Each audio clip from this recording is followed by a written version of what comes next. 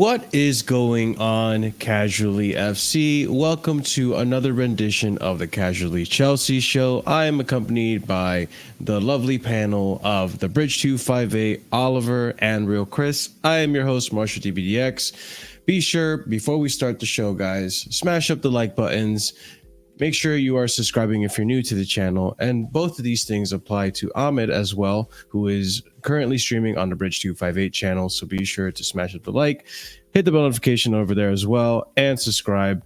And as always, guys, check out the links in the description, leave a comment, let us know your thoughts, check out the memberships, 4 different tiers starting at 99p on Casually FC, and yeah, let's get right into it, guys. First bit of news that I have for us right here is, and you guys always know, we start the show off lighthearted and then we go into the heavier stuff.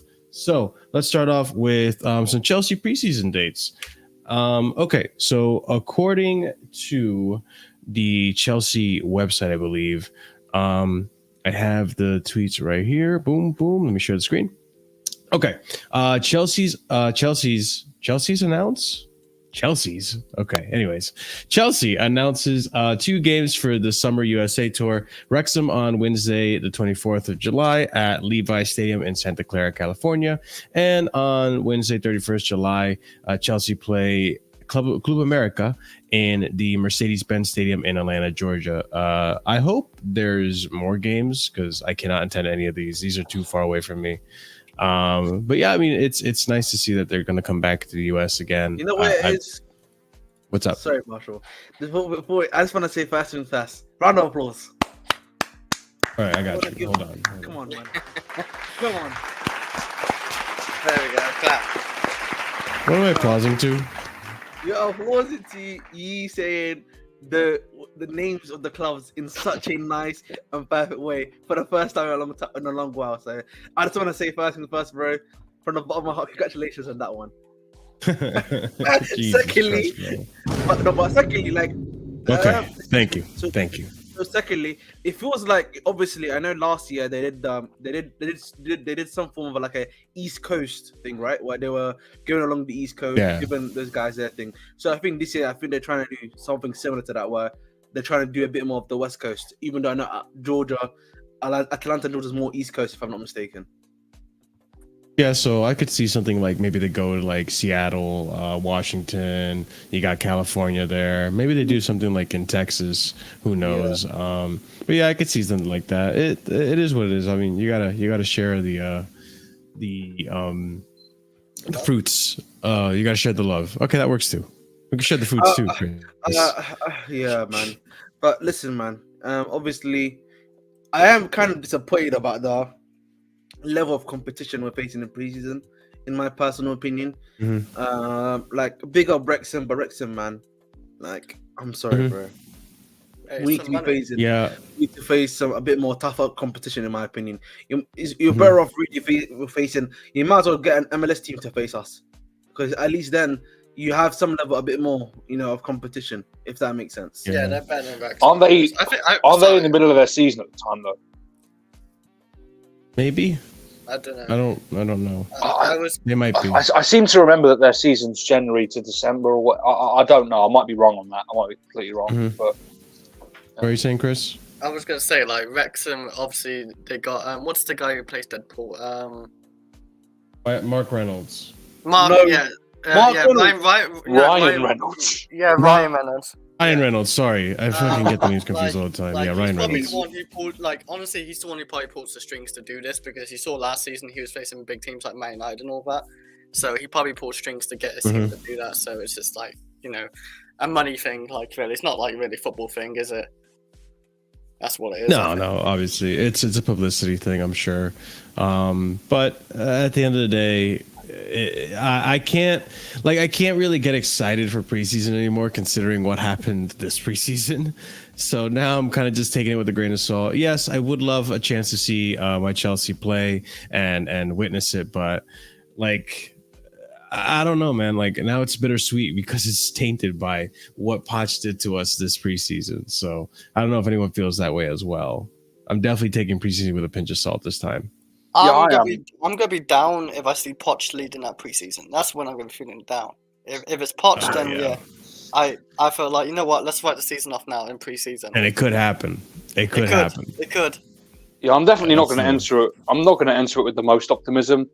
What I've learned over the years of watching pre-seasons is, if we're good in pre-season, then take it with a pinch of salt. If we're bad, get worried. Shut up, Jez. You didn't say anything, man. Until you pull out the receipts, you didn't say anything. But yeah, so that's basically news about the upcoming games in the preseason. We'll see what happens, and it'll be nice to see Chelsea play in the preseason and see what's going to happen. But I'm going to take the performances with a pinch of salt. But okay, that being said, we have more to talk about here in terms of a new employee being hired by Chelsea. So let's discuss what this employee is and what he's going to do. So here we have here from Mike Keegan. Manchester United's media chief, Phil Lynch, is joining Chelsea. He will be taking a role of global head of digital for Blueco. Now, here we go. The Old Trafford executive was accused of creating robots off the pitch by the ex-United defender after a video emerged in 2021 of him explaining how the club works with players on social media. Interesting. So this guy fakes views or some shit. Like I don't know what that's supposed to mean. But based off of this, I'm assuming head of digital. I guess they want to have more of a presence in the digital space in terms of the YouTube, the social media, and all that. I feel like, and correct me if I'm wrong, I feel like when it comes to like a digital presence, like Arsenal and Liverpool are like up there in terms of being active on social media and having a presence and a big broad audience for it. I could be wrong about that, but that's how it feels on my end. So I guess this guy's job is maybe to enhance that. Well, like you go on social media, like Chelsea has like one of the biggest followings anyway. Like over like even at Arsenal. I don't think we're ahead of Liverpool, but we are ahead of Liverpool. I think it's just we're not ahead of Man United of like social media numbers and Twitter, Instagram, stuff like that. Like, but I don't know if it's just PR. Like, you know, maybe he can help with PR more and, you know, social media stuff like that. He's not really what I'm concerned about anyway. Like, you know, Chelsea's social media, I'm more concerned about on the field and stuff like that, of course. But yeah, I'm not really bothered about that one, to be honest. I'm not sure about it. Yeah. I mean, anyone have any 2 cents to add on this, really? Because I feel like this is one of those, like, we're just going to say it for the fact of saying it. I'll be honest, man. You know, again, this stuff usually is not going to cause you any outrage as long as you're winning. Yeah. So, you know, this is only going to improve it, you know what I'm saying to you? So, managing bot farms, maybe we'll get extra 1,000 extra likes. The problem is with the bot. I don't think it would be necessarily bot farms. It would probably be more so how to get more engaging social media stuff. Yeah, that's the engagement. Yeah. That's what it is, really. I mean, because there is money to be had there. That's the other thing too. Like, I feel like people don't look at it that way, but you know, there is money to be had by having people come on your YouTube and watch these training videos and montages, interact with the Twitter and stuff. Like, there is an avenue of finance in that. Yeah, of course, you don't want to let that just go to the wayside. I get it. Obviously, we're all annoyed because we rather them just focus on the football first and then work on the rest of it later. But yeah, like I said, I mean, it's not impossible to work on multiple things at once. Yeah, that's the thing, really. Like, people think that the two things can't coincide. We have different departments for different things. There's no way they are solely focusing on this one thing and not looking at transfers or looking at staff and things of that nature. Yeah. But yeah, like, I guess we'll see how that plays out. I feel like these positions never really get too much shine on them. So it's just one of those things that, all right, it's an announcement. We have this now, apparently, and in the long run, it might come up again. So going on, we have apparently also a little bit of scrutiny happening with our CEO of business, I believe, which is Chris Jurassic. So little bit of 2 cents on this after I read it. Chelsea CEO Chris Jurassic, in a recent staff meeting with new starters, he was asked if he supported Chelsea. To paraphrase and to open mouths, he responded that he was not really a football fan, before adding that he refers to the games at Premier League meetings as a product and our fans as customers, which people get mad at. Which, sure, I mean, again, this guy's a business guy. Like, you know, PYS posting this, it's a male sport, like not the most reliable source, doesn't really matter. But it's just like, I feel like sometimes these guys post these things just to get interactions and clicks. Do I care? Not really. I didn't hire him to be a fan, and I'm not hiring, like, if I'm running a business, right? If I'm running this team, I'm not hiring people who are fans of the club to come here and work. Like, that's, no one does that really. Like, if you happen to be a fan, then cool, you know? And if you happen to become a fan, even better, you know? But like, at the end of the day, like, as long as you get the business end of things, you sign the deals, because this guy's like in charge of the sponsorships and all that. As long as you get all that stuff done, then I could give less of a crap what your thoughts are in a club and you know, if you're a fan or not. I really don't care. Like, just do your job and move it along. You know, are we going to get upset at managers that come in and they're not like Chelsea fans? Like, it's like, it's silly to me. Yes, you know, you're looking at the fans as customers, but that's not necessarily a bad thing either. Like, you know, at least here in the States, I'm sure this refers to in the UK as well. Customer service is one of those things that is seen as really important. Customer service, making sure the customers are happy. You could see it as that way as well. It doesn't have to be like, I see money. You know, it's not saying like, when I look at our fans, I look at dollar bills and the potential for making money. Like, I don't think it necessarily means that either. I think he's just doing his best to do his job. And at the end of the day, that's just his way of doing it. I don't know. I'm not that fussed about this, but I don't know if you guys feel differently. I'm not fussed personally. I mean, people will feel like calling the fans customers is dehumanizing, and I understand that to an extent. But at the end of the day, I get it. At the end of the day, a customer makes an investment for a service, and in this case, we are investing time and/or money in return for football. So, by definition, yes, we are customers, and you can feel however you want about that, but that's just the truth. And you just look at the owners across football in general. How many of them are football fans? Like, this doesn't matter. Our is John W. Henry a football fan? Is the Glazer family a group of football fans? Is the Cronkies a football fan? No. So, and that goes to the same thing across sports as well. I'm sure that there are many baseball owners that aren't fans of that sport. So it doesn't matter at the end of the day. The only thing that matters is success and knowing how to get there, and that's what we should be concerned with at the moment. Arthur, thank you for the chat here, brother. The thing is, CEO doesn't have to be involved, but I won't be surprised. The people who are also in charge, I guess, also have crap mentality. I think is what he meant to say. Yeah, I mean, I wouldn't be surprised. I mean, we'll see. I think in terms of like the business side of things, I'm sure they hired the right people. It seems like we're heading into, despite, you know, stadium stuff and all this stuff, I think it looks like we're heading into a overall profitable club, which that's great and all, but you know, at the end of the day, the football is what matters the most for most of us fans. Chris, I think we only start getting profit when we start getting European football as well. Like, that's because we've, like, this ownership has made a huge investment. Like, we spent over $1 billion, of course. You know, obviously we sold players too, so you know that comes back. You know, tries to balance the books, but like, we have to start getting European football. Like, you know, sponsor deals, you know, they rely on us to get European football. You know, better sponsors will want to go sponsor teams who get European football. So it's on the field work as well. Like, yeah, behind all the scenes, like you're saying, like all this, like, you know, social media and like, you know, behind the scenes and all that, like that could be all great, but the team has to work well. You know, the team has to do well. It can't be sitting around 11th for like the rest of its life. If you want, you'll fall behind. Like, you know, teams like Tottenham will overtake and all that. Like, other teams will.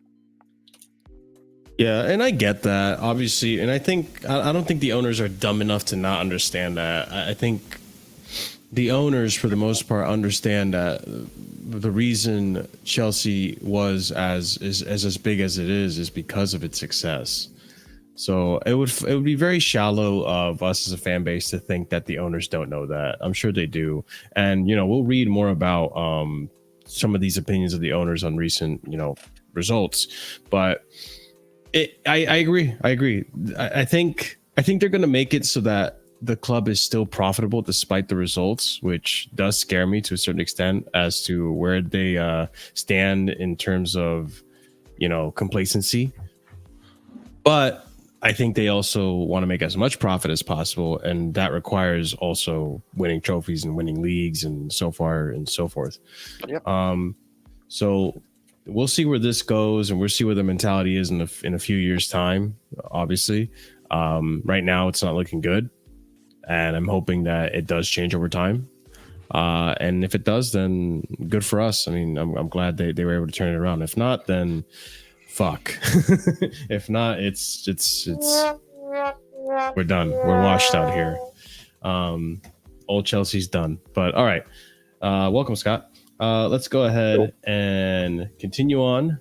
And let's talk about a lot of rambunctiousness happening over at Strasbourg. And I guess we'll see if it's justified or not.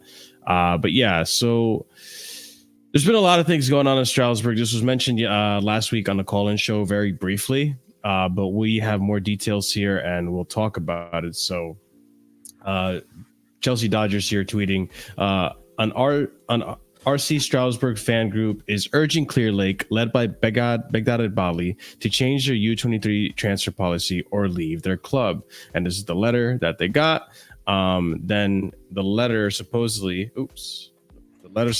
says, breaking, SC Strasbourg released a statement dated 6 March demanding to see Blue Co owners, which is a fair ask, I feel like, especially when things are not going well.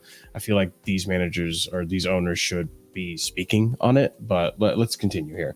They want to meet you, was how Mark Keller put it when he announced the sale of the club last June. Months went by, and despite our reminders, none of Blue Coast stakeholders come to see us. Out of respect for Mark Keller, his work for the club over the last 12 years, over the last 12 years, and above all, his confidence in the new owners, we waited. By the end of January, our patience had run out, and we asked for a final meeting with the shareholders to be held no later than the end of February. Okay, we got more here. Here we are in March, and we still haven't seen anyone, so it's time to take stock on this new page in the history of racing. Racing is now nothing more than a financial asset owned by an investment fund that already owns another football club. We've said it before, and we'll say it again. Multi-club is killing football, and we'll fight it. 2 mercatos have also come and gone, and all we can do is watch helplessly as our club is stripped of all its experienced players in favor for young up-and-coming players. It's now clear that Blue Co requires the recruitment of players aged 23 years or less. We're not fooled. No professional club can be competitive under these conditions without balanced recruitment. The tens of millions invested in these young players will not serve. Where did I leave? Where am I? Shit. Just new owners. Oh, Jesus. Okay, we're not full. Professional club can be competitive under these conditions. Without balanced recruitment, of 10 millions invested into these young players will not serve racing, but only the interests of the new owners. That's why we're asking, what is Blue Co's real plan for racing? With all his experience and past successes at the club, how can Mark Keller endorse such senseless sporting policy without saying a word? Although the end of the season promises to be tricky from a sporting point of view, we would nevertheless like to assure the team of our full support in their bid to stay up, and the sole condition that the players honor our shirt. I mean, I understand the frustration, but I feel like, and you guys can, tell me if I'm wrong or not. I feel like from the get-go, we weren't ever going to make this team a Champions League team, because the idea was to make our team a Champions League team. And because of the multi-club model, how it works, we can't have 2 Champions League teams in one tournament, I believe. So I don't know. I mean, at the same time too, like it seems this whole letter seems a little bit out of touch, or not even out of touch, but almost like read the room. Like you were in relegation last season and now you seem to have a better season with the players that has been recruited by Poch. They're 1 point above the relegation zone. Are they really? Yes. I thought they were mid-table. Nope, they're 1 point above the relegation zone. They were mid-table very recently, but there's not a big gap between that and the relegation zone. Hold on. But anyone have any thoughts on this? Like, do you think? Yeah, my keyboard doesn't work. Do you guys think that? I'm not surprised. After watching them today, Scott. they are bereft of any real talent in their team. Even the guys they have that you expect to be talented are not showing up. Angelo didn't play today. Santos got no minutes again today. His 5th game, and he played about 10 minutes. That's a different issue entirely. But yeah, I'm not entirely surprised. I think the breaking point for them was the selling of Sells, their goalkeeper and captain, because he was like probably their best player or one of their better players. Certainly the most experienced player in the squad by far. So yeah, I'm kind of not surprised that they feel this way, especially as mentioned. I think a lot can be masked or can be kind of held back if your club is in a good position. They're basically in no better position than they were last season. I saw a quote tweet to this, I think it was, or to something else related to this, related to the ownership group, by a content creator that I thought was quite apt. And it just appears that they're rushing things. Like, you can't look at the clubs that are under the City Football Group, for example, or under or under Red Bull, or you look at other affiliate clubs. You look at USG, for example, under Tony Bloom, the Brighton owner. You look at I'm trying to think of like other teams. Like, even you look to an extent like Forest, who are technically the affiliate club for Olympiacos. They're even at clubs where there is like stuff is being done to help that club. You look at what they're doing, it feels like they're rushing everything, and it comes back to there's this level of naivety about the way they go about things. Like, I feel like they've gone in there with the right mindset of what they want to do for that club, but have completely fucked it in terms of where they're taking the club in. Their first thought when they went to that club should have been, we need to make this a solidly mid-table, like perennial League One team, which they haven't done at all. The only thing they've done that points you in the step of going towards being that perennial League One team, ironically enough, is the manager. Yeah. Quickly enough, considering our situation, is the manager. In terms of the players, it is very young. It's of guys, from my understanding, at least the main ones, who haven't played League One football before. So I think their intentions are good. I think their actions are naive. And I fully understand where the Strasbourg Ultras are coming from, because watching them today, especially that second half, I understand they were against Monaco. There's no quality in that team. They stink. Like, unless like the likes of Angelo turn up, or they get a rare bit of magic elsewhere, they stink. Like, there's a lack of quality in that team.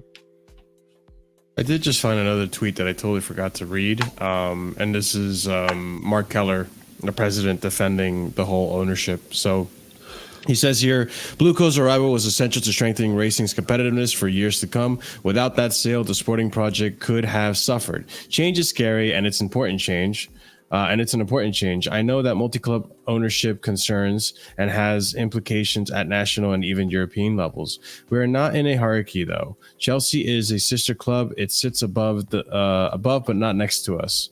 Racing remains racing. Strasbourg are currently just 1 point clear of relegation, and 2 ahead of relegation. Okay, so yeah, it's not looking good for them as of right now.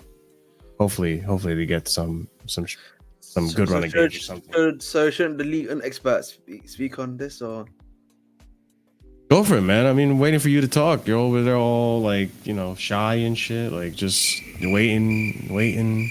Sorry, Go ahead, man. Today is gonna be a day. That's all I'm gonna say. I'm not gonna mention anything else further. But listen, when it comes down to with Strasbourg, they I think they had a pretty good I would say start to the season. I would argue they were pretty good.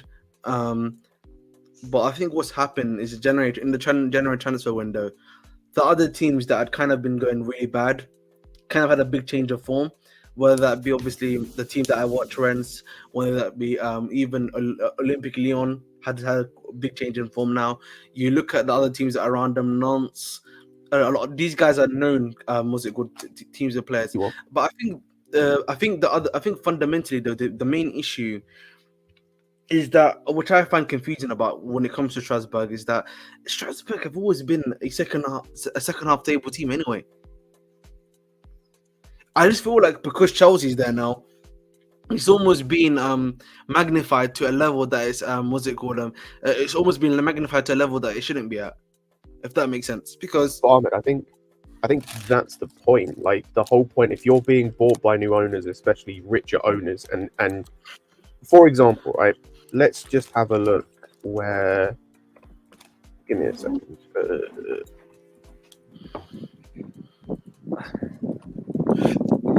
They haven't started. I'm just trying to basically what I'm looking at is the City Football Group teams, right? Girona are top of their table or a second. That's a team that got promoted from the second division last season. Like, and I'm not saying that Strasbourg have to be at the top, but I'm saying they're no better. They're in no better position than they were with their previous owner. The only difference is, like you mentioned, you want to look at the last transfer window. They sold one player, which was Sells, and signed one player, which was Santos. As I said, he's played 5 games. He's been in the squad for 5 games and has played about a combined 45 minutes across 5 games. Mm-hmm. I can understand that slightly, but I think fundamentally though the issue you're gonna have, whether people want to admit or not, Strasbourg, the reason why I do, and from what I know, the reason why they can't put in as much money as people would like to think is that obviously there's a few people, from what I know, firstly, and secondly, from what I also know.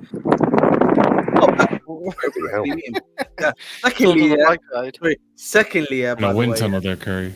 1 second, and secondly, the thing with the other thing is, they couldn't. They were actually on the brink of financial ruin. That's the reason why they were actually got bought for how cheap we bought them for. If you remember, we really bought them for. Okay. So the amount of money they can spend is already limited. So that's why for me, when we talk about why when it comes to Strasbourg, why isn't too much money being spent or anything like that? That's some of the reasons why we've obviously spoken about. I also think just bear me because I'm double checking now. I know there's a stat that I know there's a stat that Strasbourg have not finished from 10th or above only once in the last 7 years they've been there. So again, I feel like for me the issue is you're not gonna get immediate change, Scott, if that makes sense. It's not gonna happen immediately. You're not gonna go from where you were previously to where you are now. So you need to have some level me and my forward. And sorry, like I if you don't mind me speaking, in terms of with Man City, right? Like they've only fully built out their scouting network. For example, Salvio wasn't bought by Girona. It was bought by another of their sister clubs. And it was their most expensive signing ever. And Salvio's never played for them. He got loaned out to other clubs such as Girona right away. Right? And with us, it's like we haven't fully built ours out, right? And just like Ahmed was saying, and it's similar with, let's say, Newcastle, right? They have rich owners. They can't spend the money that they know they can because of those rich owners. Okay. Because of FFP and other things of that nature, right? So it's I feel like it's a very similar situation where they have to slowly build that up, just like Newcastle, until they can spend more money or increase that FFP ruling for them, Yeah. right? No, Curry, I 100% agree in terms of the scouting network, but that's a bigger, that's a multi-club thing in terms of with a Chelsea as well. That's a different thing. I'm talking, for me, what they should have done with Strasbourg is, yeah, you get a couple of young players, which they have done, but they need to make them a solid, like, league and team, as I said. So to do that, you go and get the guys. They've made 4 or 5 signings this season. One of those players has played in League One before, and it was 2 seasons, and that was about 4 or 5 years ago. I think fundamentally the issue That's the point. Is like, Scott, like if they've got no one in their team where it's like they look like they think. And I'm just looking at other teams, by the way. And you said there's no immediate impact. Some of these leagues are going to be a bit odd, right? And I understand it's different. Melbourne City FC, who were Melbourne Heart, went from 10th to 5th. Their first year under the City Football Group. Their first season. And it's like, that's what I mean. Where, like, if Strasbourg right now, well, let's just say like 9th.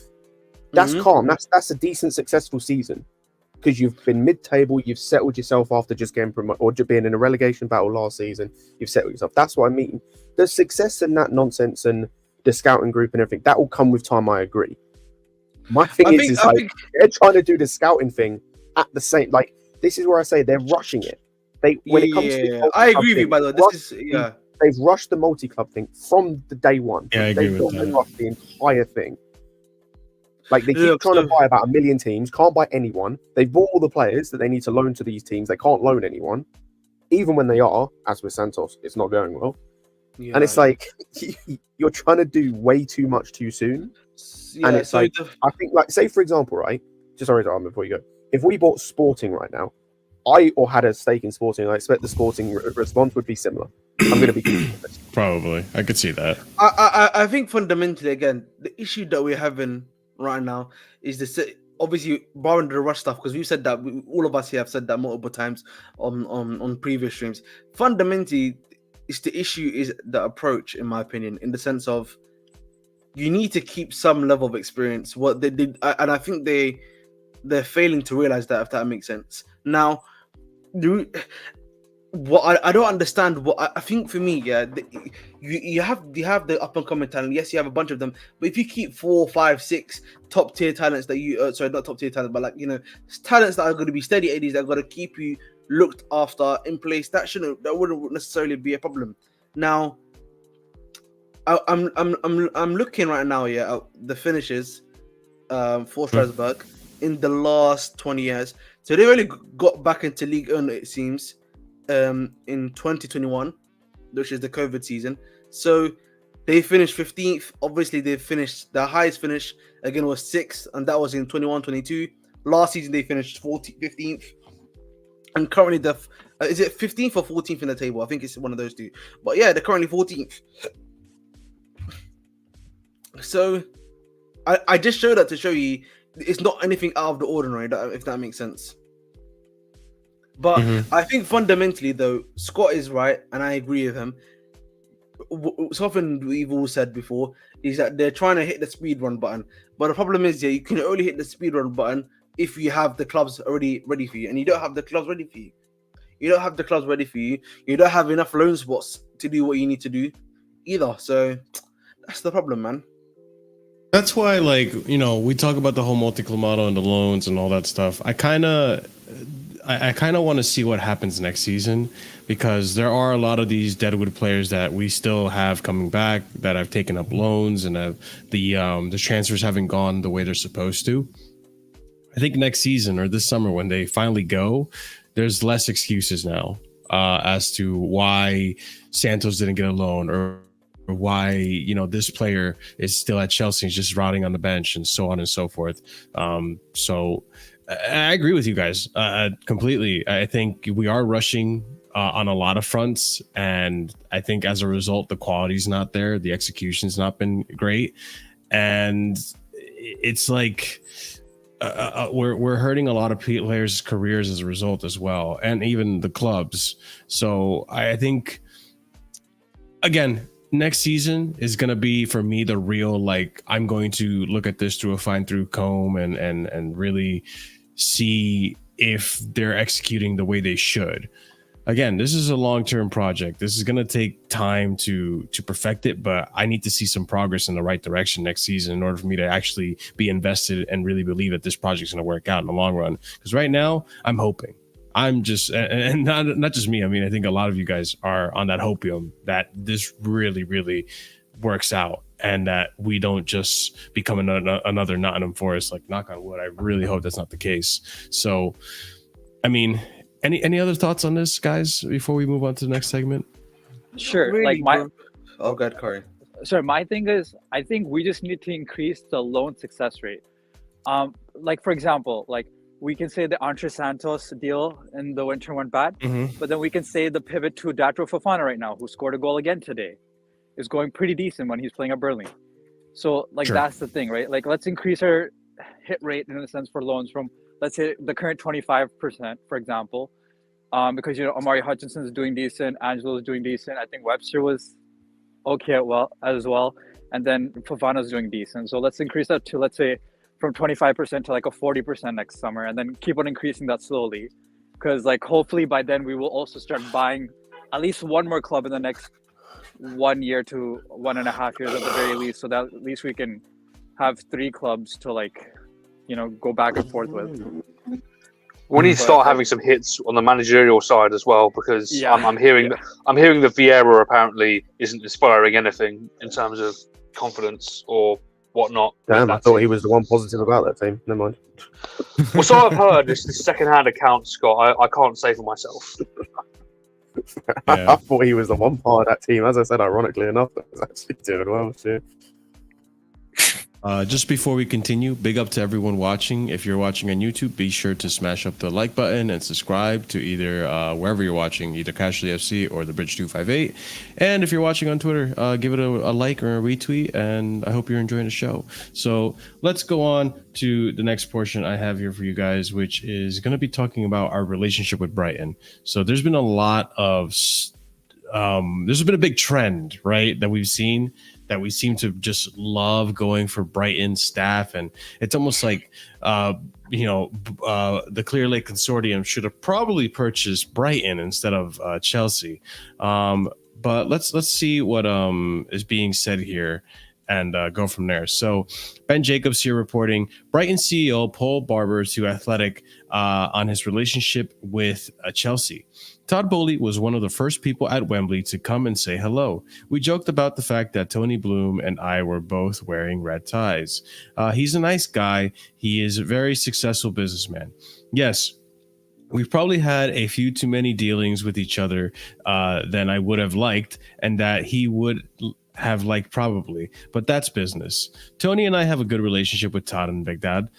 We understand that we are in a competitive world. We are not going to get too emotional over individuals leaving because the club is bigger than any one individual. The club is bigger than 11 or 12 individuals in the case of Chelsea. Jesus Christ. When you put it that way. It's flattering in a way that a big club with good history is coming after our people. It's annoying in other ways, but we are also realistic that people who are doing good jobs with growing profiles will potentially be poached by bigger clubs with more wages or opportunities to offer. It just so happens that Cobham is closer to Brighton than pretty much any other Premier League training ground, which is a bit frustrating because it means it's an easy move for some of our people, which, to be fair, that is actually something that people don't look into. Obviously, if you're going to move from one job to the other, commuting, and if it's close enough, then people are more likely to say yes to the opportunity to go to Chelsea. If this was like, I don't know, if we were Manchester United and we were going for Brighton, then maybe you don't see these moves happening or being executed as often.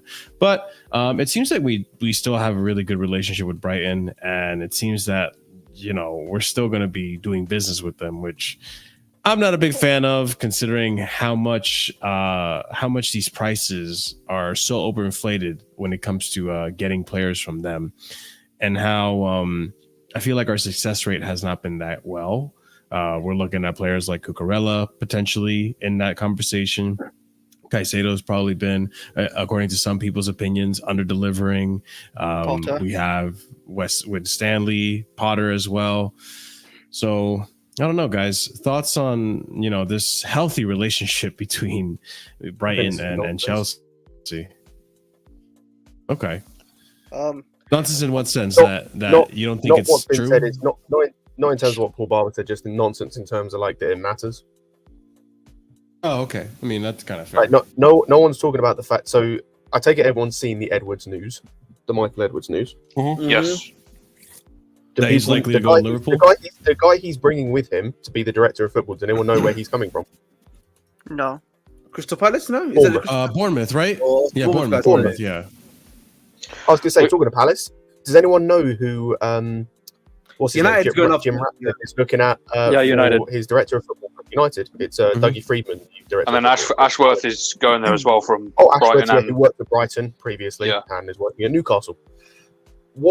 Yes, we've had a lot of people from Brighton, but people have to realise, or people have to use common sense to think about. Look at who that includes, right? One's a director of football, as I've just shown you, that happens normally, and also considering that Brighton's recruitment has been talked about for the past, what are we talking, like 4 or 5 years? Wow. Yeah, like, is anyone surprised that some of Brighton's staff have been looked at a top club, a theoretical top club at least? Then you look at the fact that half of those 11, 12 people that he mentioned are all staff members that came with Graham Potter. Again, that normally happens. The manager takes over a new club. They normally take a lot of staff. Tuchel took like 3-4 people from his last job to Chelsea when he came. Pochettino. Are we going to talk about the fact that, like, I'd say at least 7 or 8 people at the club are former Tottenham employees? That's fair. I was just gonna say, That is like, fair. I don't want to keep going for the players though, like Ferguson or something like that, or even De Zerbi. I don't think De Zerbi, like, because I know we apparently be looking at De Zerbi. I just don't want to like keep going for stuff like that. Like, it's just go get.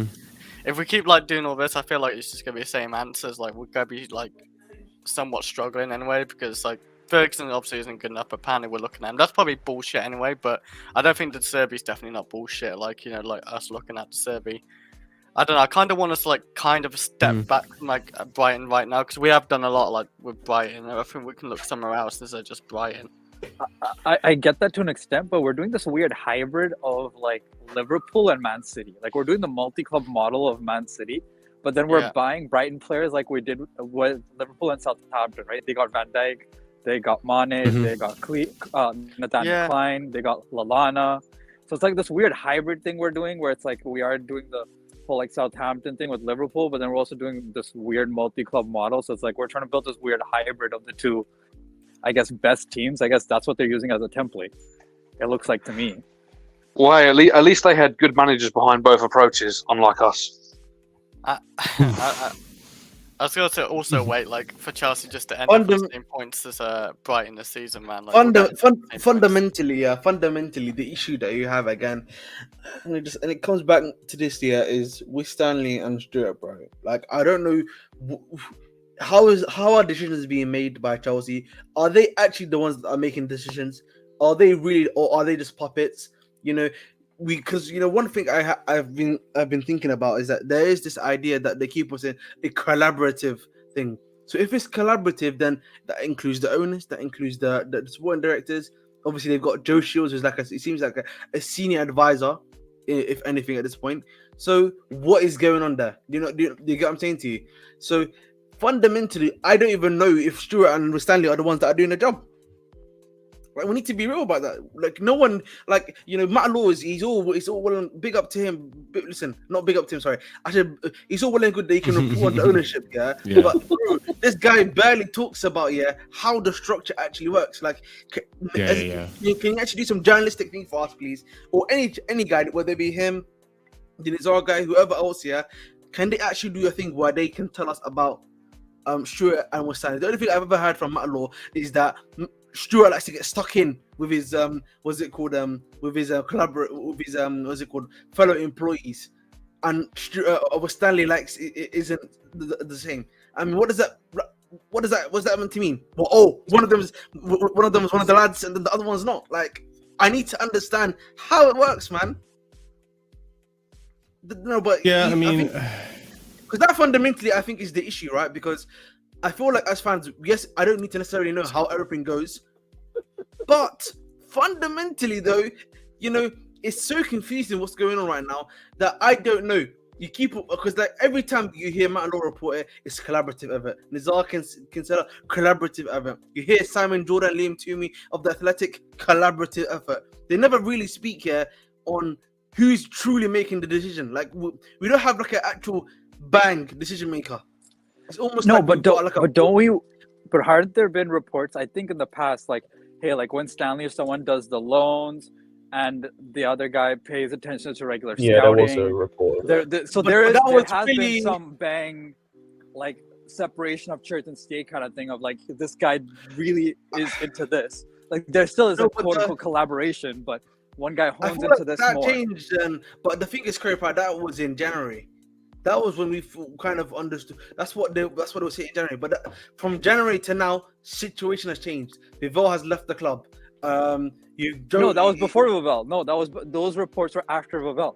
Vivell had left not in January. He left way before. This is recent reports, not like way back when. This is after Vivell left. Vivell left like almost like in the summer or something, dude. This is reports like a month ago. No.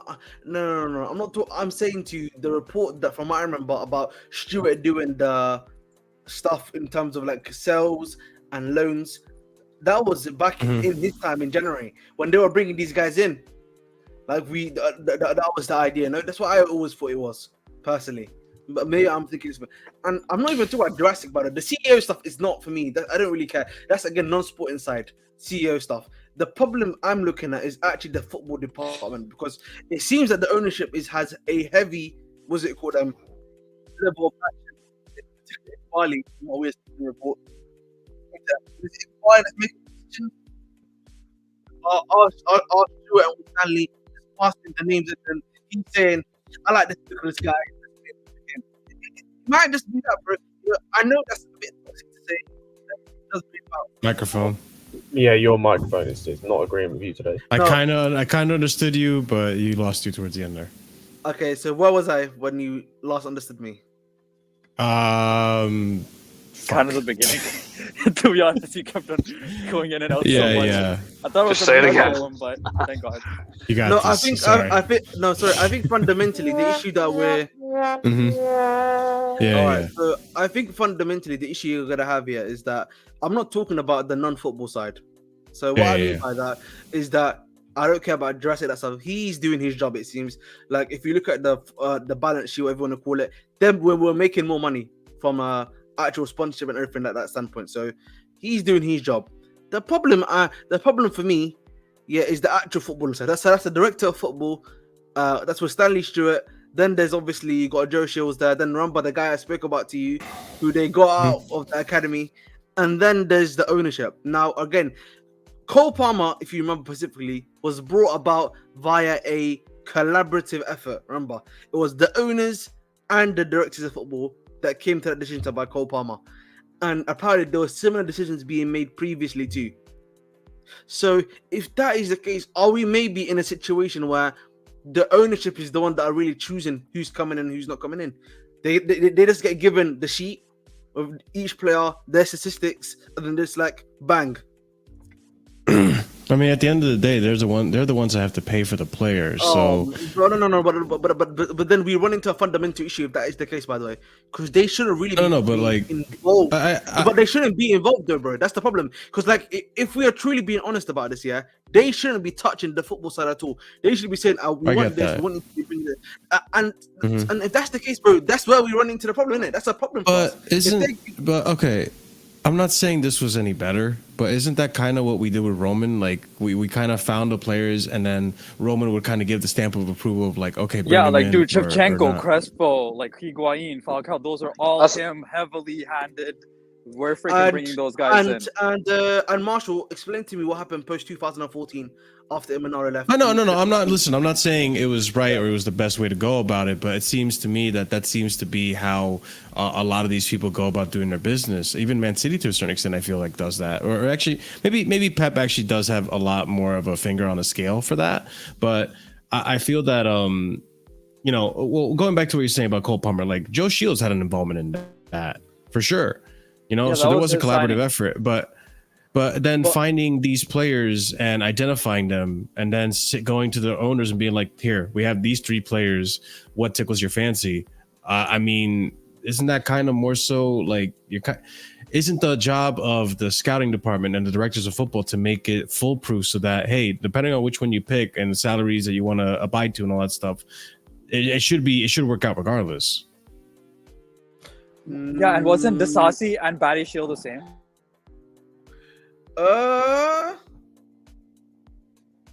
Because they're from Monaco.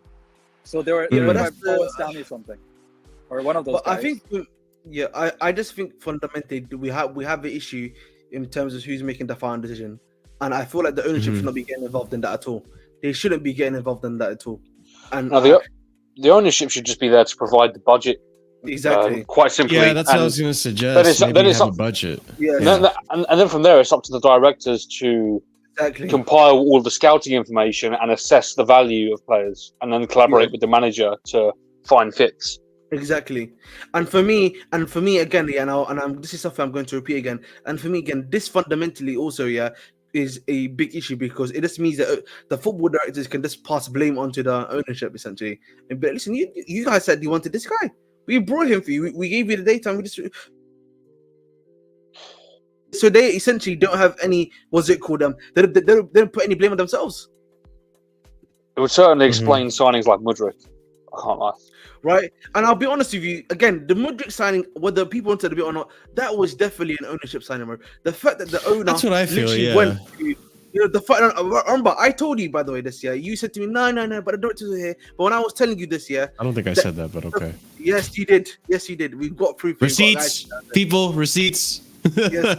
Remember when I've said this before, and Chris can even back me up on this, when I've said, every other signing, made sense from a data analytical point of view when they were buying them in January, except of Mudryk, because Mudryk, our own owner flew to Ukraine, Poland. Sorry, they met in Warsaw, I think.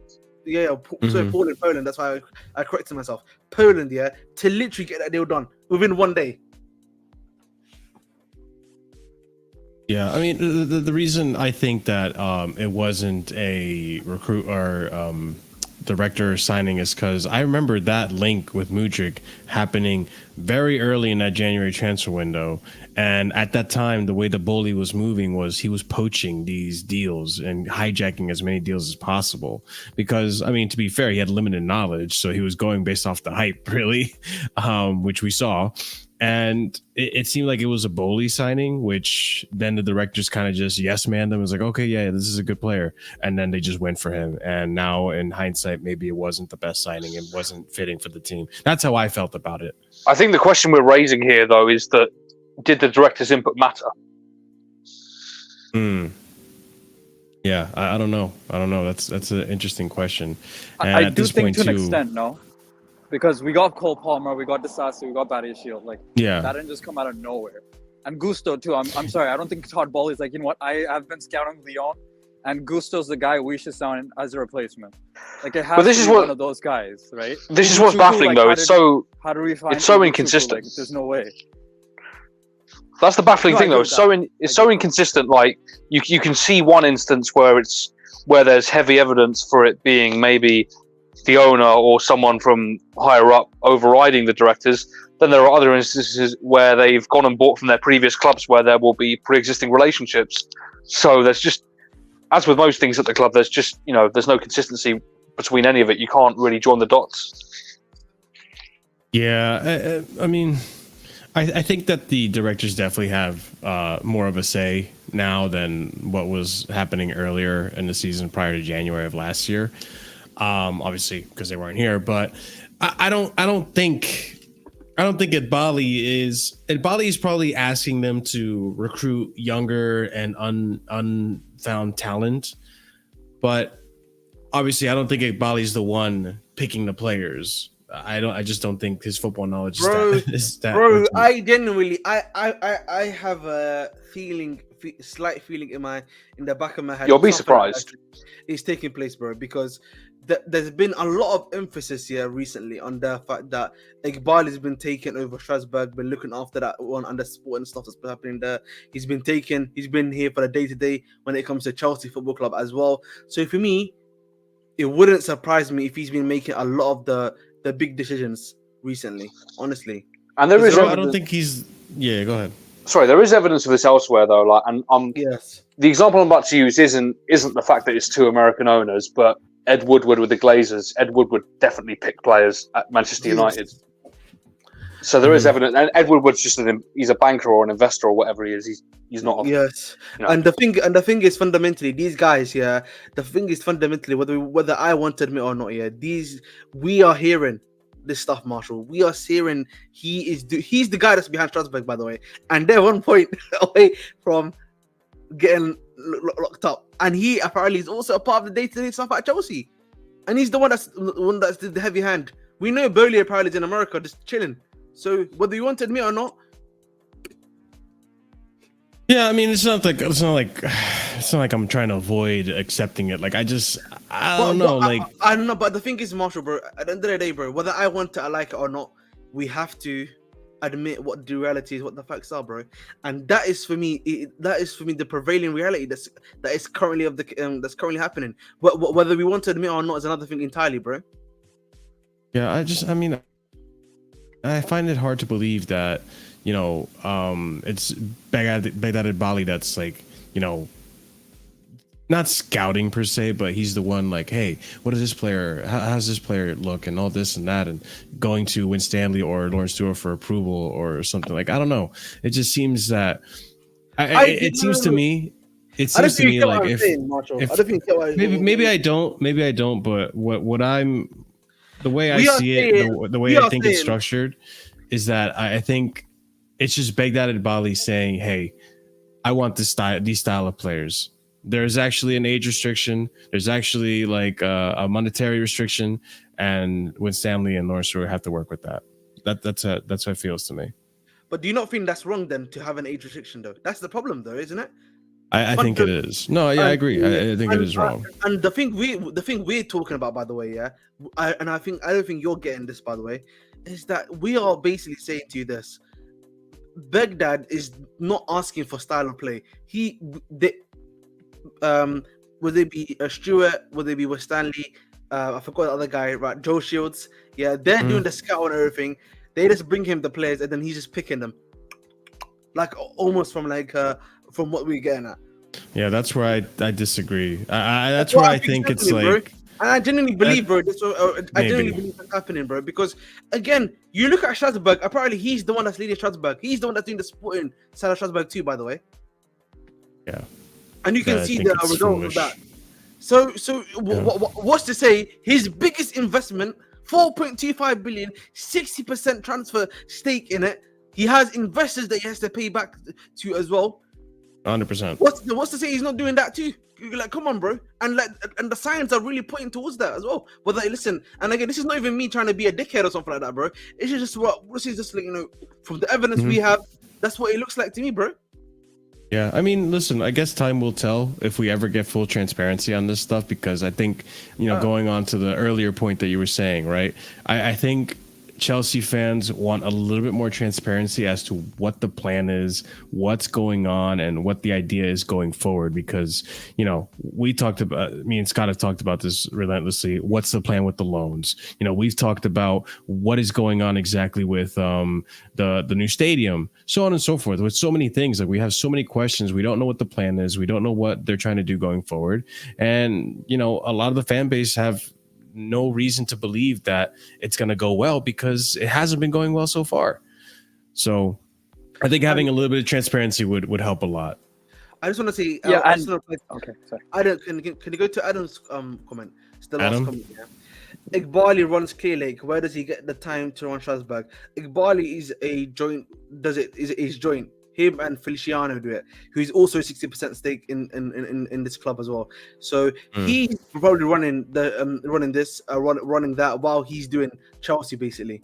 If that makes sense. What were we gonna say, Curry Pirate? No, we'll close it up on your final thoughts.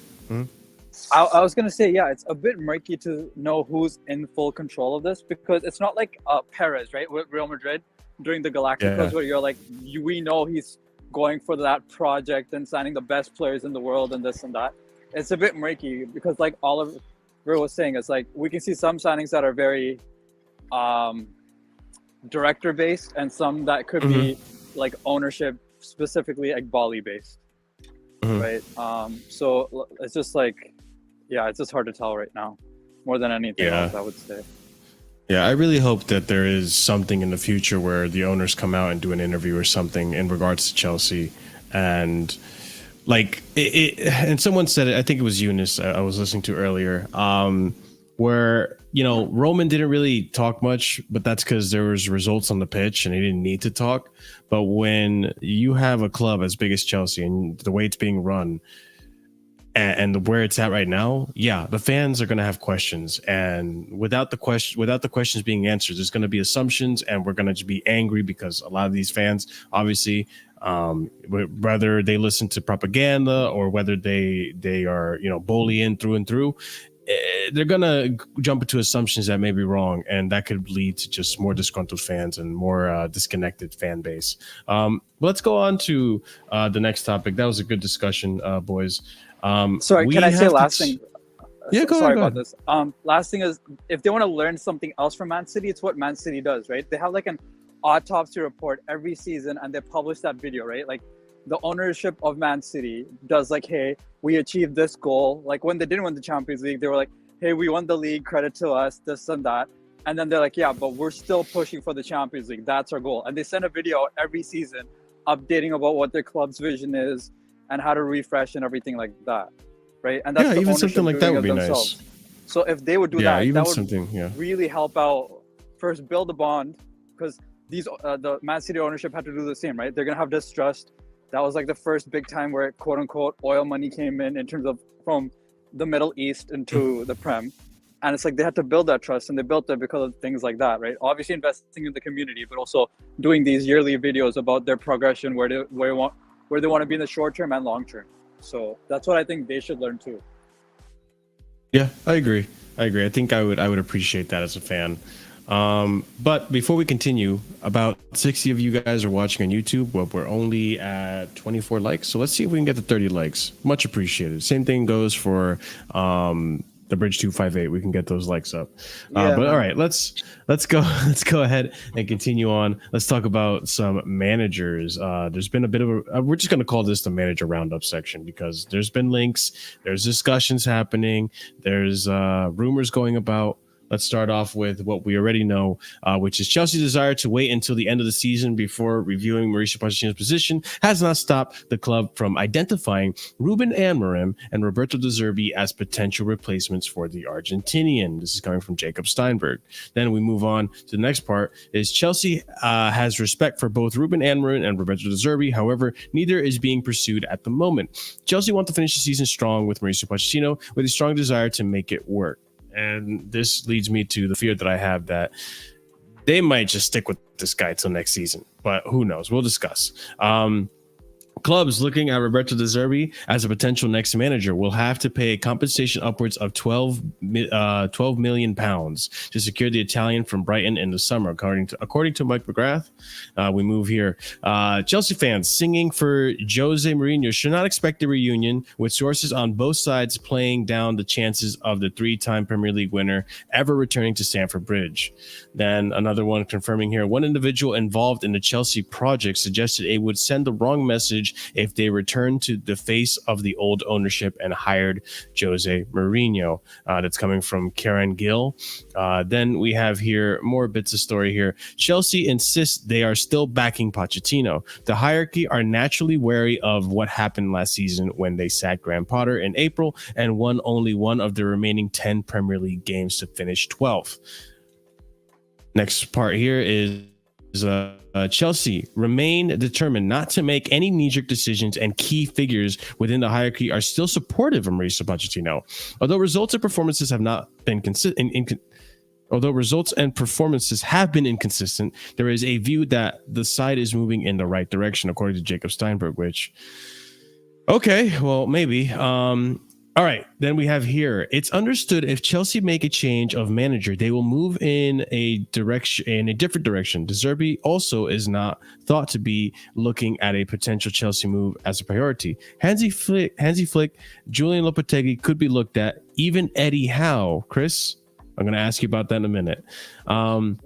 Then we have here breaking. A source mentioned ex-Leeds manager Jesse Marsch as a potential interim option, according to Simon Phillips here. And PYS also saying right here, worked with Nkunku, ex-Red Bull model, which they like, and American could definitely see this happening if worse comes to worse in the next few games, which, yeah, I mean, I think that's a little logical. That could be a potential. We'll see what happens. And then lastly here, Thomas Tuchel can imagine returning to Chelsea, but his primary goal is Manchester United.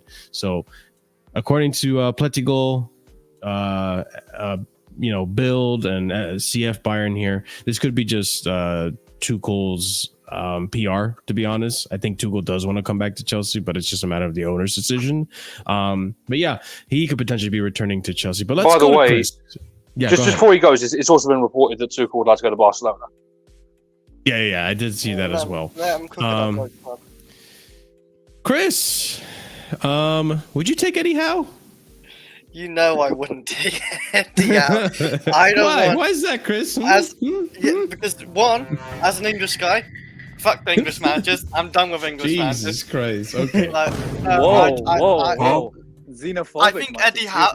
Yeah, no. Little self-inflicted xenophobe. I think he is actually the best English manager out there, but I don't want no English manager. No offense, I've had my luck on the English managers. Potter didn't work out, Lampard didn't work out. I don't want no more. Look at England. None of the English managers work out there. I just don't want it. And look at Newcastle right now.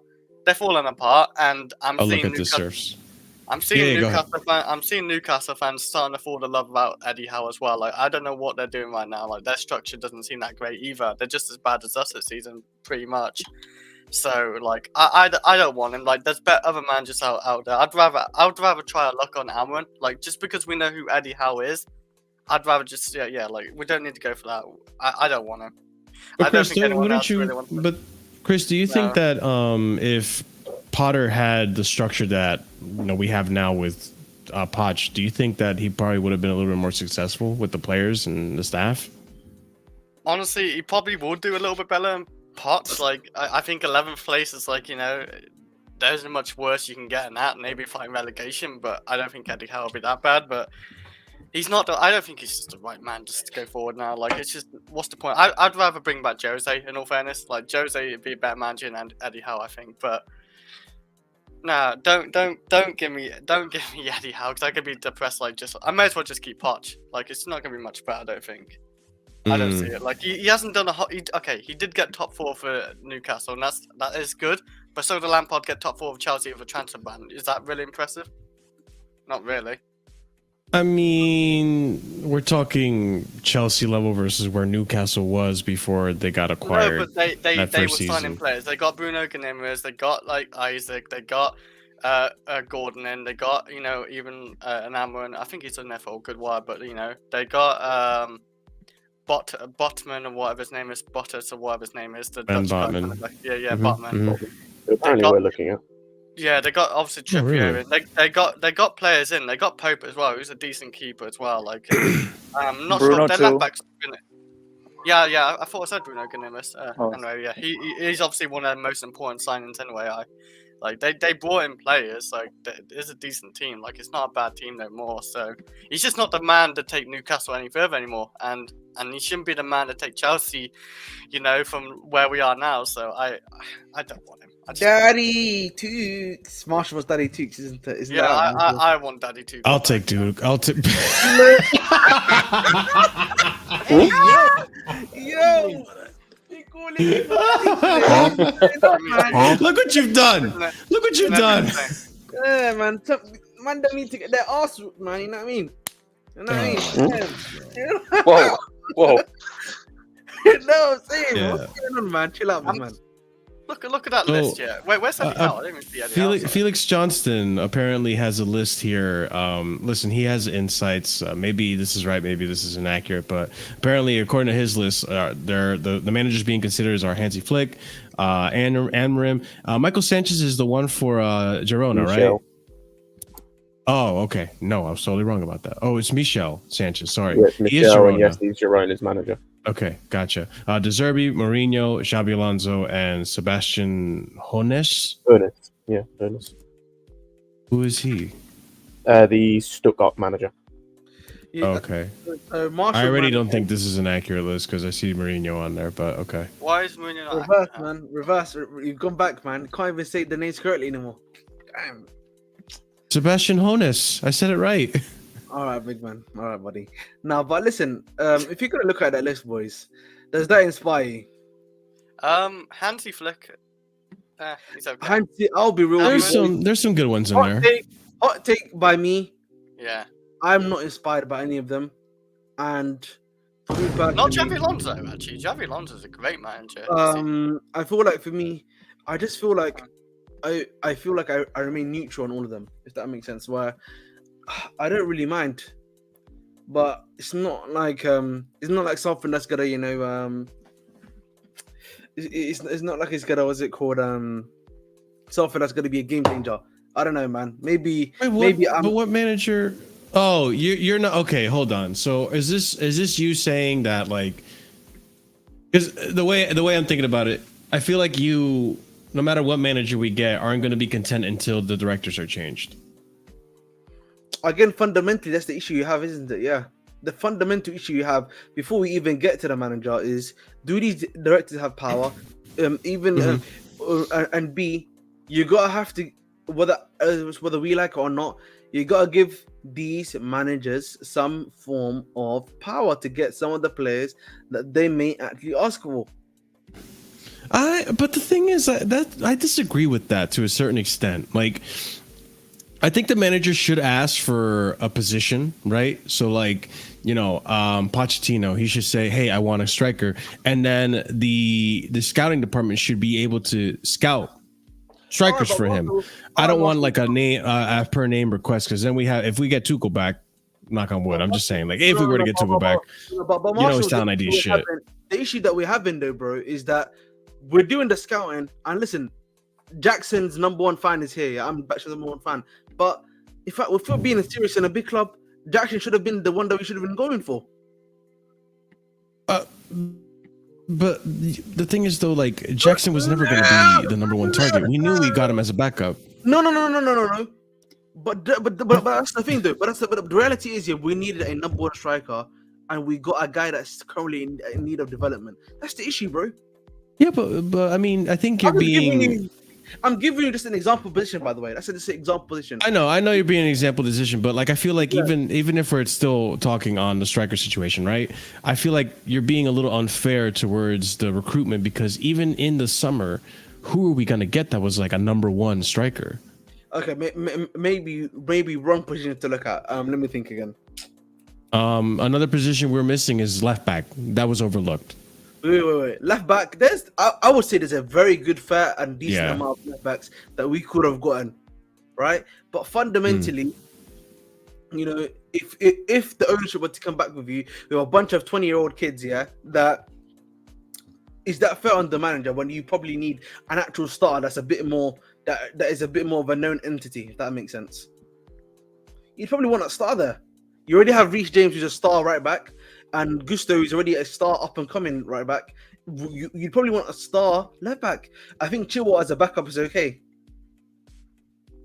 I don't disagree. Well, now he's injured, but I mean, we'll discuss. But yeah, and like today, bro, I just saw something. Yeah, someone just said, we should put up the Deutsche Maestro panel right now for basically, which is the Tuchel banner, by the way. Just wanna confirm that with people.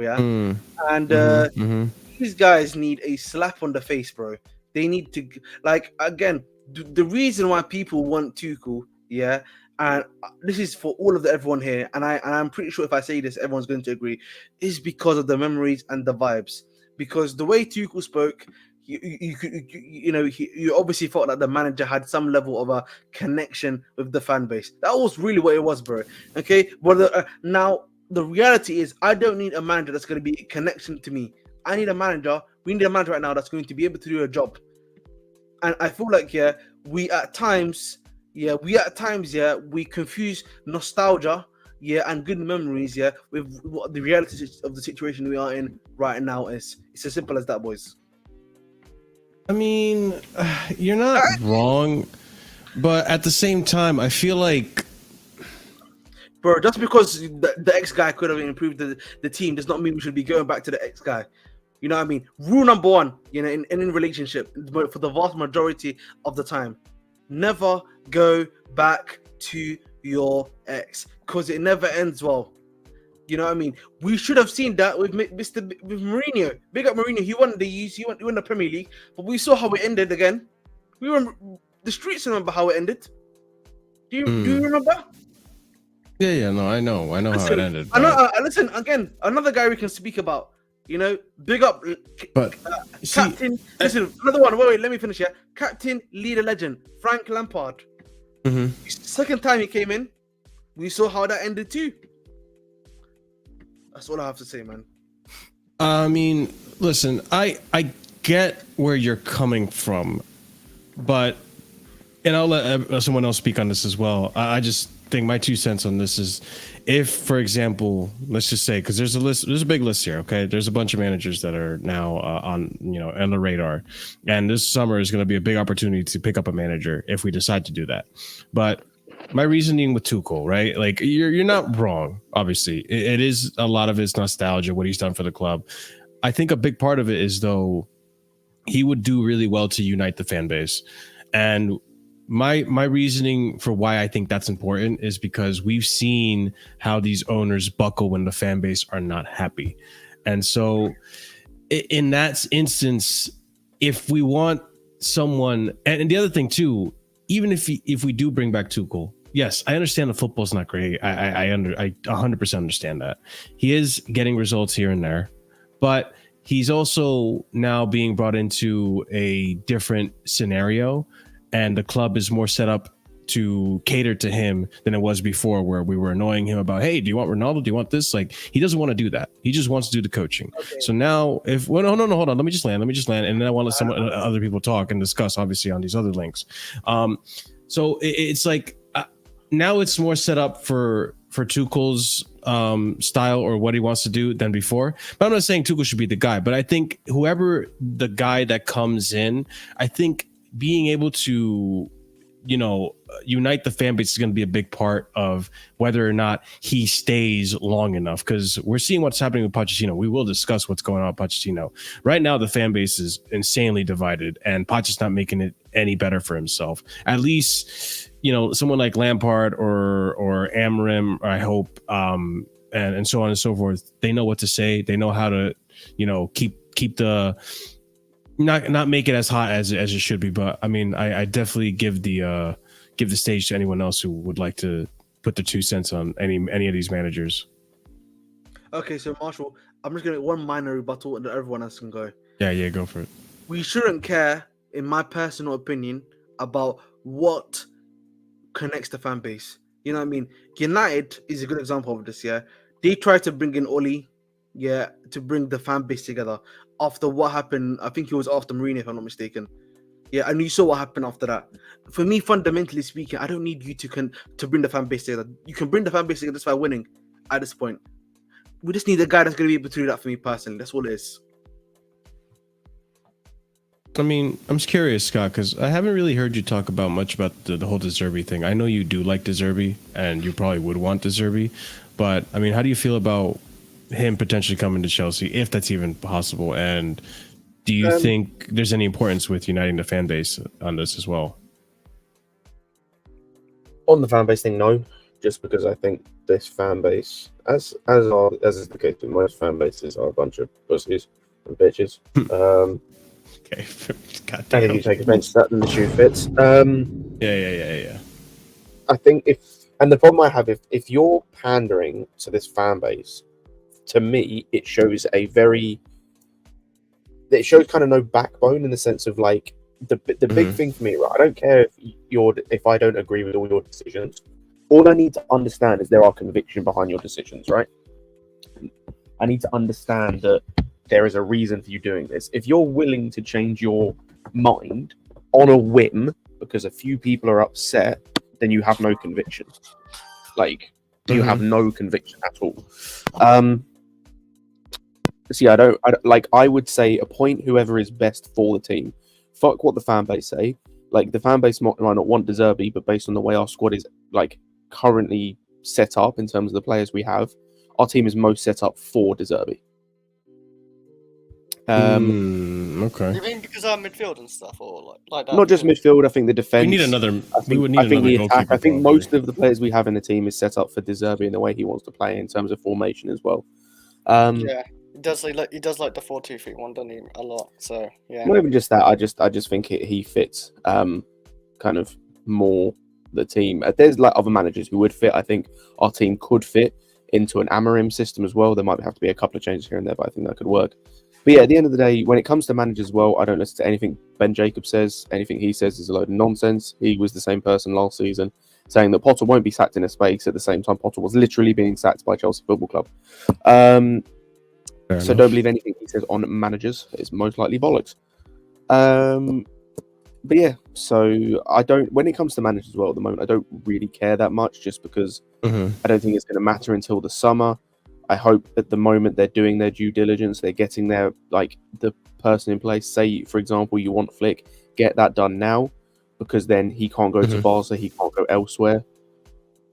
So yeah, or if you want De Zerbi, get that sorted now. So do you know he won't come until the summer, but he's going to come in the summer. We know what we need to do between now and then to make sure that everything is set up for him to be a success. So yeah, I just think I think at the moment we need to be doing a bit. I just think we need to be looking at the right people. I think we just need to be focusing on whatever's best. And yeah, I don't particularly care at the moment, as long as it isn't like an Eddie Howe, for example, which I don't think it is. I think that is a load of nonsense. As long as it's not Mourinho on a permanent, like if it's interim thing, cool. Same with like Lopetegui, same with like a couple of others. If there's on an interim thing, I can understand it. If it's anything more, then I'm not about it. But like just make sure you're doing your due diligence. That's it, really, for me. I do have a question, and I guess Alvaro, I'll ask you this. Are you by any chance nervous that, for the sake of not having to acquire more players to suit the manager's needs, that they might stick with Pochettino?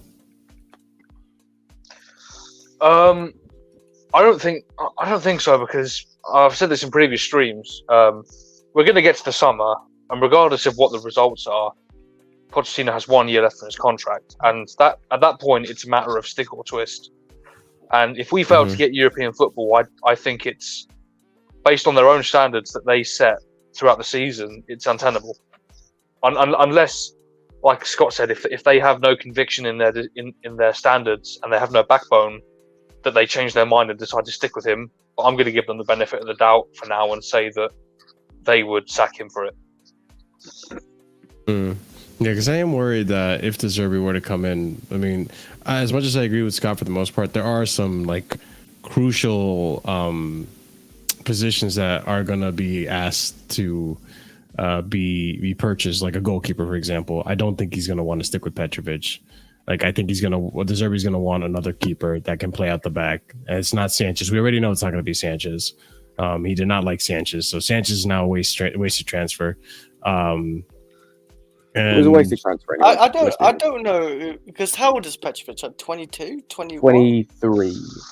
He's not like exactly super old yet. Like, I don't think he's even like that bad on the ball. Yes, he can definitely improve his like build up play, but like you have to like have a good system with that as well. Like, because when we try build up from the back, we literally have no midfielders covering what's it called?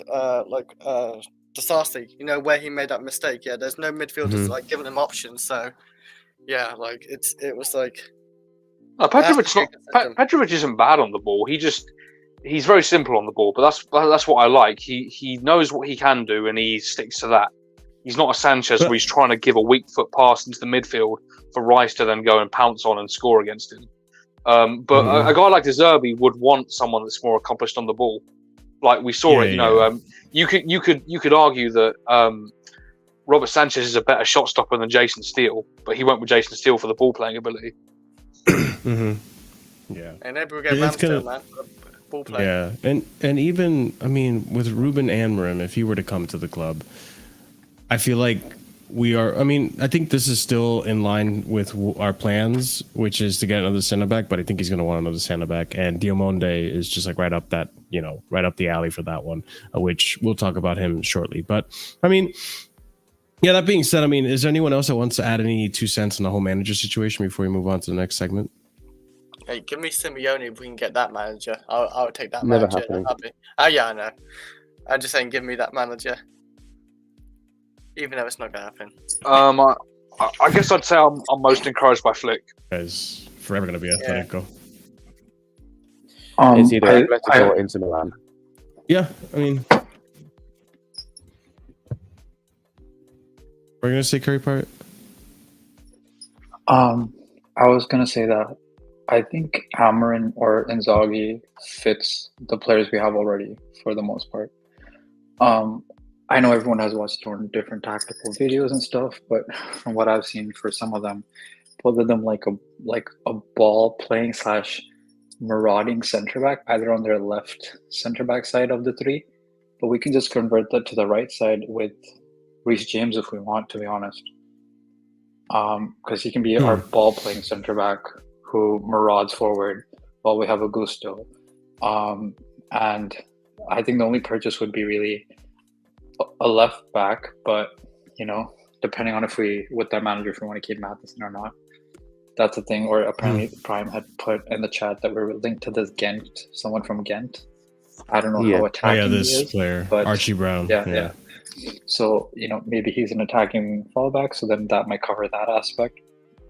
So the only thing I can see is like a ball playing goalkeeper and then a striker. So depending on the manager, if it's Amorim, obviously he's probably going to favor Gyökeres over an Osimhen, but I think we have most of the players in general for them, for the most part, for at least Amorim and Inzaghi, because of the way they play their three at the back. It's like, they have very wide playing right wing backs, very attacking, goal scoring, just kind of like Tuchel, but unlike Tuchel, they have a very marauding left center back, but it could be our right side instead with Reece James.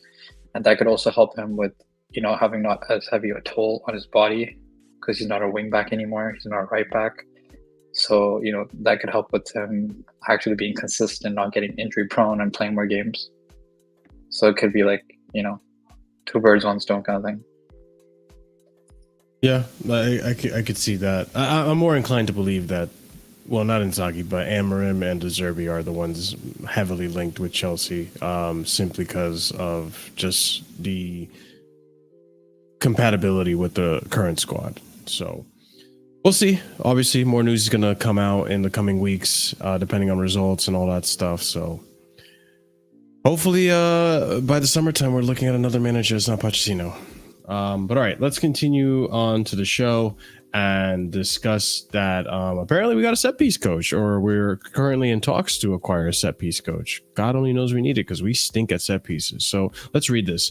Chelsea have identified Brentford guru Bernardo Cueva as one of their targets to work in the club's new set piece department. This is coming from Matt Law, which, take it how you want. Maybe it's reliable, maybe not. Matt Law used to be reliable. I don't think he is as reliable now, but who knows? Bernardo Cueva is understood to be one of the men on the radar of Chelsea who believe their opponents last Saturday, Brentford, are one of the best examples of maximizing set pieces. It is not known whether there has been an approach or any talks yet. And then continuing on here, Matt Law also saying, Chelsea say Mauricio Pochettino has been involved in the process of creating a set-piece department, despite sources stating otherwise, and the head coach dismissing the importance of specialists last month. Now I'm kind of confused because is he talking? Is he referring to set pieces in sense of offensive or defensive or both? Both. I think with the Poch thing, I think Poch wanted a set piece specialist player rather than a member of staff. Okay. Yeah. That's the like you wanted a Ward Prowse or something as opposed to a coach. Because he doesn't have a coach. He doesn't have a set piece coach on his staff, and he didn't want one. That baffles me. I mean, I guess all of us, I assume, kind of agree that this is a necessary thing. We need a set piece coach because we're just absolutely awful at defending our set pieces. Well, we need to try something different. Like we ain't gonna get any better. It's both. It's necessary, and also looking at a member of Brentford staff and Chelsea fans, you need to remove the name from this because Brentford are objectively a very, very good set piece team. And we can't be identical to Brentford because we obviously don't have their squad, and their squad is obviously different to ours. They have taller players and as such, but the organisation, the creativity on some of the set piece sequences, we can definitely take some pages from that book and implement it ourselves because I don't know how we can get any worse. And like I said, you just got to remove the name from it. Just because it's Brentford doesn't mean that we are any better off not taking some inspiration from it. Yeah, I don't disagree with that. I heard the Brentford. I heard that Brentford is pretty good at the defending and going about set pieces. So this would be a good link. Yeah, this would be a good link, and I kind of do hope we go forward with that. And even if Mauricio Pochettino were to leave, I hope it's something that we keep and it continues to stay in the club. I don't know if anyone wants to add anything else to this. I feel like we kind of always go over the set piece part and how much we think it stinks. I just think that this whole thing with getting a set piece guy, this seems independent of Pochettino. His opinion doesn't necessarily matter here, as far as I'm aware. Because, like I said, he didn't want set piece staff in the first place, like I just said. So this is more of a club thing that we're trying to implement through the academies of the men and the women, and throughout every other level, in a sense. This guy thinks that just because you have tall center backs, it should be good enough. that's his mentality. West Ham have the same average height as our team. Just to point this out. Are West Ham better at set pieces than us? Yes. Okay, yeah. So that answers that. Yeah, time will tell. Hopefully we get the right guy because I don't want another Anthony Barry. Anthony Barry wasn't good. Anthony Barry, to be fair, Anthony Barry started off well and then he just kind of fell off for whatever reason. Maybe it's just Poch. Yeah, I don't know. He started well, and then he started leaving Jorginho as the last man on a corner, and that was just what the hell was stinky. that? Stinky. And he did the same thing at Bayern, so this is a common denominator here. Yeah, so hopefully we get someone that's better than Anthony Barry. But all right, let's move on then. So apparently Poch has been doing some complaining, and I'm not very happy with what he's fucking saying. So here we go. First quote here. Poch, you need to ask the players. If the players believe that with another coach they can do better, I am the first who says, look, hey, or maybe they can talk with the owners or sporting director. This is just not a good look. Then the next tweet here. Pochettino, the fans aren't going to love another coach anymore than me. It's a new project and people need to understand. Like, bro. He does realize he's an ex-Tottenham coach, right? He does realize he's an ex-Tottenham coach, right? It's not even that. Curry, it's not even that. He's just terrible. I'm just saying on a base level, though. I'm just saying on a base level, like he's already on. He understands he starts on a negative, right? And he has to work out of that. Not like other coaches who start at zero. We knew this. He did. He apparently. He doesn't. Fucking has no clue. And then the last one that actually sent me was this one right here. So Mauricio Pochettino complains about lack of depth in the middle of the park, but it's hard to get sympathy. The likes of Ugochukwu, Cassidy, and Washington have barely had a kick even when the team consistently has about 8 players every match. Right. Yeah. Okay. So when you did have these players, you barely fucking play them. Yet you're complaining about lack of depth in the middle of the park. Excuse me. And you ran one of them into the ground. You had a Matos, bro. You literally had a Matos, and you have a Cassidy that supposedly you or the ownership lets you have because there's no Lavia and there's no Guchuku, but you're not even And there's using no it. height. Yeah. And you had Andre Santos, who you immediately tossed to the wayside as soon as the club bought Ugochukwu. I'm surprised he didn't say he's complaining about lack of depth in the left back situation. Like, hey, Well, you remember, Marsh, he fucking thinks Colwell can play left back, so technically he's got 3 left backs. And if you count Gusto, then that's 4 that can play left back. In his mind, That's true. yeah, That's true. it's literally to me it's just so baffling how out of touch this guy can be. It's quite insane. I mean, did you see did you guys see the quote about the birthday dinner as well? Don't, please, no, please. I saw that. I didn't read what it actually said. Okay, What did he I'll say? try and remember what he said. So he basically said that he was so annoyed. He said that he was so annoyed after the Brentford game that he didn't attend his birthday dinner that he had with his wife. With his wife, yeah. But what he actually did, and this is what makes no sense, because I'm thinking, okay, he's trying to have a bit of a sympathy plea here. What he actually did, he went and watched Real Madrid and the Saudi Cup with his coaching staff. Al Hilal, yeah, Al Hilal. So, He watched that match. Like, what are you? What's the point in you saying that? Guy's a clown. So he's He proper really self. is. He really is. If we don't win, he's miserable, man. I don't know. It stinks. He's so miserable, but yeah. It's a great shut up, point. man. He said after the match that it was a great point against Brentford. So miserable. Sure thing. Yeah, that's what I mean, though. This is like, remember what I said earlier about having a manager that can unite the fan base? You're not going to unite the fan base saying stupid shit like this. Like, not at It's all. just You're not mixed- buying it's yourself just- time. It's just mixed messaging, and no one can trust you when you do that. It's mixed messaging, but you saw the quote before. You're not going to find another manager like me. Like, bro, are you serious? He's him. He's him. I mean, Like, but by the way, what Ahmed was saying earlier about getting the Tuchel banner out, I think that's what it was in response to this quote. They were saying, let's get out the Tuchel banner and show him we actually have loved a manager before, sort of thing. yeah, By I mean, I by hope getting they do results do and it. stuff he's like that. probably like third most loved manager at Chelsea. Yeah, But like, it's- let's be honest. Like, look at the match going fans at the beginning of the season. They weren't booing this guy. They gave him a chance. We had a good with Pochettino.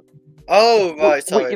We had a good performance against Liverpool at Stamford Bridge on the first day of the season. Yeah. They weren't booing him because we drew, because we didn't win. They were happy and they accepted him. Happy with it. We was happy with that performance. It was a good performance. We gave him a chance. Both the fans going to the games, the online fans, us on the panel. We have given him a chance. We're 7 months later and there's no improvement. That's why there's no connection. But it's not even that. Like, at least, like, there's no accountability with this guy. That's the part that also, like, Of course not. riles His me first up. quote. His first quote tried to put it on the players. The first Like- quote that you showed, Marshall. Mm-hmm. Like even Tuchel took accountability, and I think that was something that a lot of the fan base respected, that he could do that. It's so mind blowing to me. Like, this guy is not charming one bit. Not charming. Like, I don't care if it's lost in translation or whatever the fuck. Like, no, like, this guy, he just stinks. He thought he came in here. He just wanted to tell people what they wanted to hear, and he obviously didn't mean it. This guy's just the mentality's not there. He's just a liar from the jump, and he knows he doesn't understand Chelsea. I hate to say it that way. He just doesn't understand Chelsea, or like, at least it seems to be he doesn't get Chelsea or the fans. I don't know. It just seems like we have a Spurs manager running the club instead of a Chelsea manager that came from Spurs, if that makes any sense. It doesn't matter. It doesn't even matter. Yeah, It's Spurs. yeah, He's just an Marshall. idiot in everything he does. Mm-hmm. What'd you say, Chris? He ain't proper Chelsea, man. Get him out. Like, get him out of the club. I hate to say it that way, but yeah, it seems that way. Go ahead, Didn't he Curry. get the club? Didn't he get the club in the beginning? Because he's, I know what the club is about. It's about winning. All We're talk, gonna no go walk. challenge in all. Yeah, Yeah, exactly. All talk, no walk. competitions. Absolutely. and then it changes all of a sudden. When it got to crunch time, he started making excuses, and you only judge someone by their actions under pressure, and that's what he gave us. Yeah, it's just it's pathetic, man. So let's move on and discuss other, I guess, more entertaining things than Poch's stupid comments. Okay, let's go over here and let's actually bring up this player. So people were concerned that he was going to come back to the club, but it's almost confirmed that now that we have a little bit more details of the contract, that he's likely going to be staying at Newcastle, and we have completed the transfer of Lewis Hall. So let's see here. So Lee Ryder saying here, Eddie Howe says Lewis Hall will be at Newcastle for many years to come. Continuing on. Oops, I did the wrong thing. Continuing on, we have here, he adds Lewis Hall is close to triggering permanent move to Newcastle. Then we have here from Fabrizio Romano, as of 2 days ago, the expectation from all parties is that Lewis Hall will join Newcastle permanently. £30 million will go to Chelsea. I mean, is anyone really hurt by this? I could care less. I don't think Lewis Hall was that great. Yes, he had some decent performances, but I think the bar was really, really low for Chelsea last season. I think when it comes to the left back situation, I really think.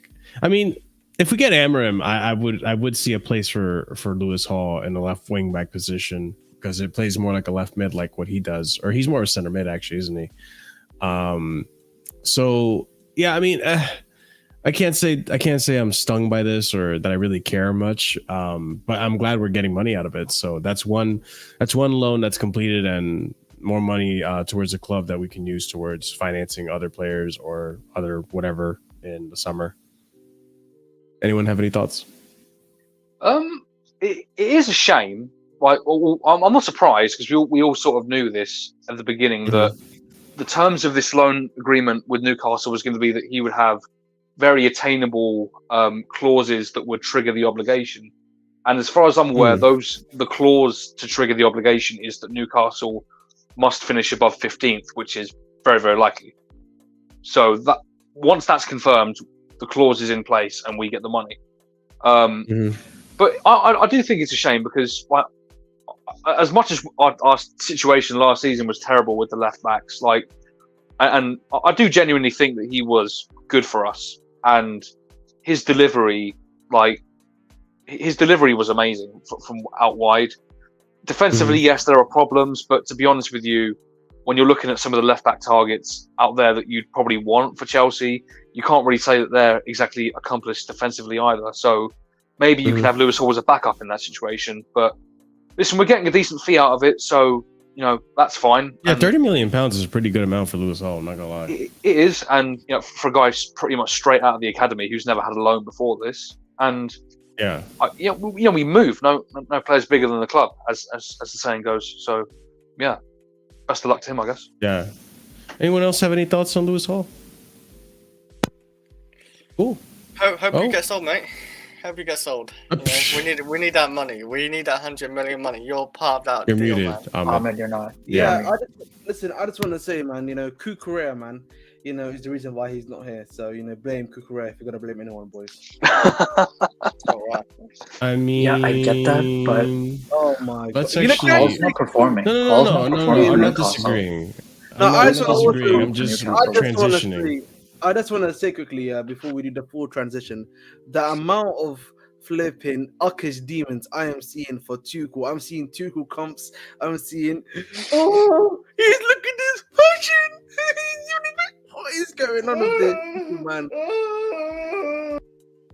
Honestly, man. Honestly, it's actually kind of like, listen, I understand we live in an emotional sport. But right now is not the time for emotion.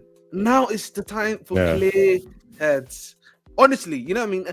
Listen, I know I make jokes all the time in it, but generally, it really is the time just for clear minds. You know what I mean? Yeah, you're right, man. Now is the time for a manager to be saying they're not going to love the next manager more than they love me. Yep. Oh, now's the time for that. Marshall, you know what, Marshall? Cucurella set to leave. All right, let's go ahead and read about this. My understanding is that Mark Cucurella is one of the situations to be assessed at the end of the season. Cucurella, Chalobah, and more. These players are waiting to see what Chelsea decides to do in terms of projects, tactical plans for next season, and the manager's situation, according to Fabrizio Romano. I think this would be a dumb move. I genuinely think there's a good player in Cucurella. I wouldn't mind keeping him. If they sell him, they sell him. But I really hope that they reinforce in that left back situation because Ben Chilwell has a knee injury again, and that's not good. So now for tomorrow's game, very likely two things: either Malo Gusto is going to play at left back, or Cucurella is going to start like we did with Ugochukwu and get re-injured. So I mean, place your bets, ladies and gents. What do you think is going to happen? I think this is gonna happen. You think it? You know Cucurella's just gonna shut down on the left back. Let's get another one. Let's hit another one for you, man. You know what I mean? Let's hit another one for you. You know what? One more time. You know what I mean? 3 times a charm. Let's go, man. You know what I mean? Wrong with this guy, man? Yeah, man. He's logging off, man. He's logging off tonight, baby. He's logging off tonight, baby. Hey. Whoa. I don't see why we just don't get rid of Chilwell and just get rid of Colwell and keep Cucurella and Matson. But Well, I mean, Matton's out of our control now because he's got released. no, I know, but I know, like, but I really want to keep Matson as a player for Chelsea's backup. Because Cucurella actually isn't that bad at left back. I don't think. I think he's a solid left back. Well, listen, these owners they wanted to. Yeah, well, the owners want to go. They wanted to make their bed by dying on the Chilwell hill. Now they got to lay in it. Yeah. What to do? Yeah, I guess we got to get a new left back. Daddy. Nice Curry just swallowing water over there. What's going on? I'm having Indian tea. Sorry.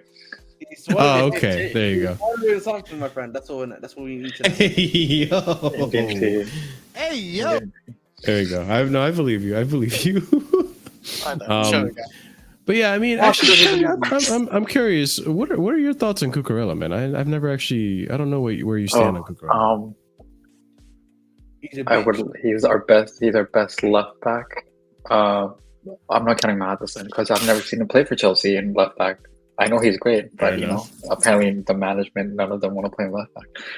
So out of Chilwell, Colwell, I think Cucurella is the best. The bar is low. It's not high. It's low. So he's the best. He's better defending than Chilwell. First we said, Chilwell's good attack. He can't cross for shit, so that negates that part. So what is he better than Chilwell? Better than Cucurella? Nothing. Colwell is really bad at defensive positioning at the left back spot, and he also offers nothing in the offense. So, if I want to get rid of someone, it would be probably Chilwell, Cucurella, and if we want to get this Ghent guy, I would do a Matheson and this Ghent dude that we're linked with for 15 million. But if we're gonna keep Chilwell and get this Ghent dude, it's basically we have one left back because Chilwell's gonna be injured again in like 2 seconds. So it's like we need to bring 2 left backs. Can I be honest, boys? We need some experience at left back, boys. You know what I'm saying to you? I'm sorry, 15 million young Hernandez. No, not now, please. Like we need someone, bro, that's gonna give us the experience. You know what I mean? So let's not do that, bro. Personally, just my opinion, of course. I think for me, the main issue that we're having right now is that we're focusing too much on the young G's, too much on the young talents. What we need to focus on really is some level of experience, please. Well, let me ask you this then, Ahmed. Let's talk about this. Nico Williams links. Is this one of the young G's that you're okay with? Let's read some tweets real quick. The reason Nico Williams is on Chelsea's radar as the club begin to draw up their plans for a summer transfer window, according to Matt Law. Then we have here, with the potential move for Nico Williams, there is no suggestion that Chelsea is looking to offload either Raheem Sterling or Mikhailo Mudryk this summer, and both players remain committed to the club, according to Matt Law. And then an exclusive here from, I guess, Fabrizio. Nico Williams has been on Chelsea's list for some time. He has a 50 million euro release clause this summer, and other clubs are also interested. So no, this is Fraser Fletcher, by the way. Fraser Fletcher does caught offside. Okay. I thought it was. But that's just a promotion for Fabrizio. That's just a promotion. Okay. All right, fair enough. Talk to me, Ahmed. Is this one of the young G's? Again, I wouldn't mind him. He has 4 years of experience in La Liga. So How old is he, by the way? Does anyone know? 21. 21. Oh wow, okay. So that's why for me, if you were to say him, for example, I wouldn't mind necessarily because it makes sense. And if you get my drift, Marshall. But listen, man. At the end of the day, boys, yeah, fuck who we're gonna get in the future. We need to think about the here and now. Let's fix the present before we fix the past. Wait, what? Well, Wait, what? Fix the past? How are we fixing the past? Let's fix the present before we look to the future. My apologies. I was Oh, okay. wrong okay. way around. You know what I mean? My brain did a. You know what I mean? That's what happened right there. Yeah, it's a little mini shutdown right there. I mean, how do the rest of the panel feel about Nico Williams? Chris really doesn't know about him, so let's just exclude him. Marshall doesn't know anything about him either. Hey, you never know, bro. I don't know. Wait, Yeah, the thing is, here's the thing. I'm fine with him because let's be honest, there's not a lot of world-class left wingers in the world. Like, to be honest, like, what do we got? It's stiff picking. It's an Mbappe hybrid who's a left wing / striker. It's a Vinny. It's Rodrigo. So basically Madrid. And then you basically have like Rafael Leao, who's kind of having an off season, and maybe Crava. And that's it. Like literally for left wing, that's it. So it's like slim pickings for sure. Market. I guess we can give it a try. He can't do worse than Sterling because Modric is doing it as good as Sterling almost. So he can't do worse. If Modric is doing that, then if he can do better than Modric, he's already better than Sterling.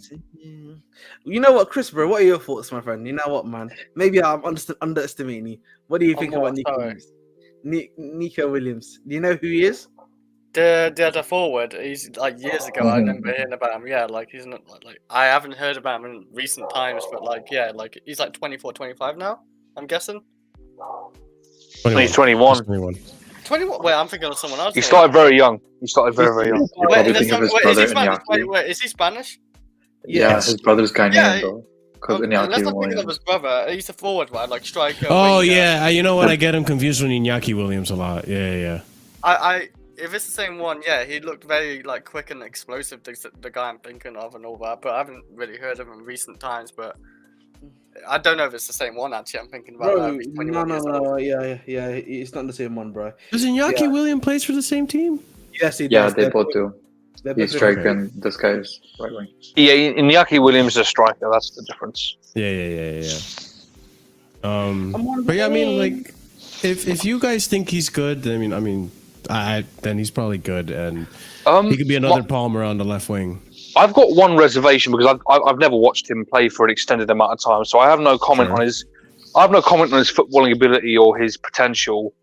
I've seen on Twitter his transfer marked injury page going around. It's not encouraging. Let's just put it like that. I don't know if you want to bring it up, Marshall, but it is not exactly like a clean page. If you know what I mean, it's not. Yeah, I'll bring it up. I'd like to see a bit more empty space on that page, if it were my choice. I can't lie to you guys, man.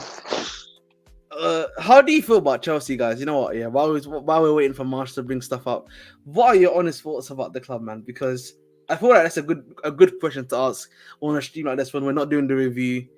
What are your thoughts, on our current state? And I'll start with Chris, man, because I know Chris hasn't spoken that much. So, do you want to speak about your opinions, my friend? On what? Sorry. Chelsea, bro. Chelsea, currently, your general feelings, bro. Go ahead, man.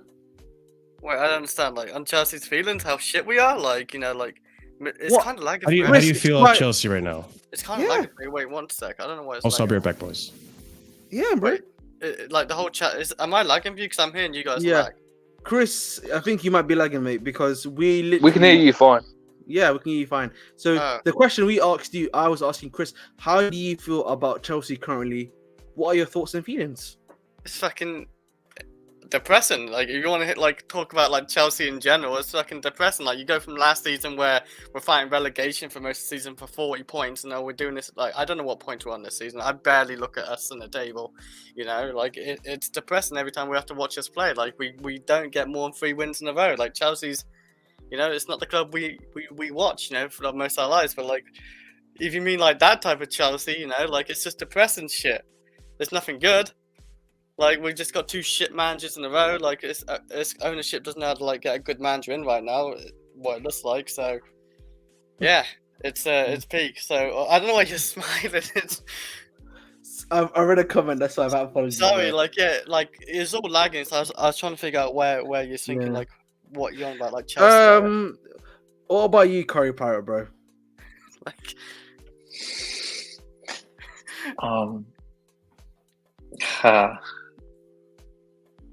I'm very much in the middle ground. Like I know there's gonna be a drop off. Like every club drops off at some point. Mm-hmm. Like, you know, Arsenal, Liverpool, Man United. But like, dude, like it's not even the players, it's the management that's been pissing me off. Like the managers. Because the players, like I can kind of do Project Youth in the sense of like now it looks like we're doing Project Youth, but now we're bringing some experienced players like an Osimhen and so forth. So like, and you know, like Nkunku came in last season, so he should have been experienced, right? Like Disasi is 25, so technically so our spine is kind of experienced, right? Sanchez is 25, 26, so technically it's kind of like experienced spine. So we're building that experience around it. So it's like I get that part, but man, these managers have been ass, really ass. Like I'm fine with firing Tuchel, but like we had an Emery right there for us, man. Emery was right there at that point. Like that was the same season Emery got hired in January. Like we could have just got him. And we could have and the way, and I'm sorry, I think our squad is better as a whole, is better in terms of depth than Villa, and he's you know at top 4, top 5 position with that squad.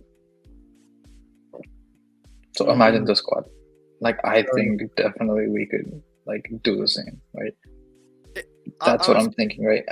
And it's like we have some players developing, like not even besides Angelo, like Fofana's having a pretty decent loan at Burnley. I can't lie.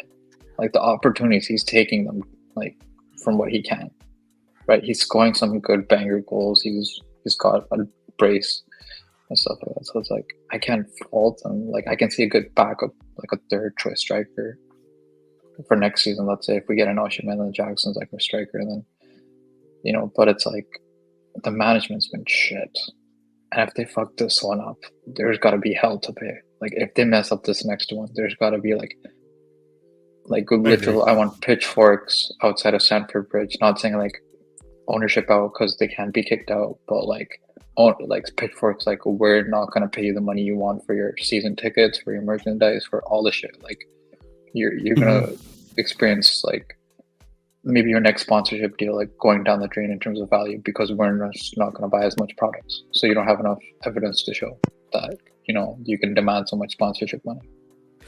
I was gonna just before you go, Chris. I'm gonna let Oliver just talk quickly about what his thoughts and feelings are as well.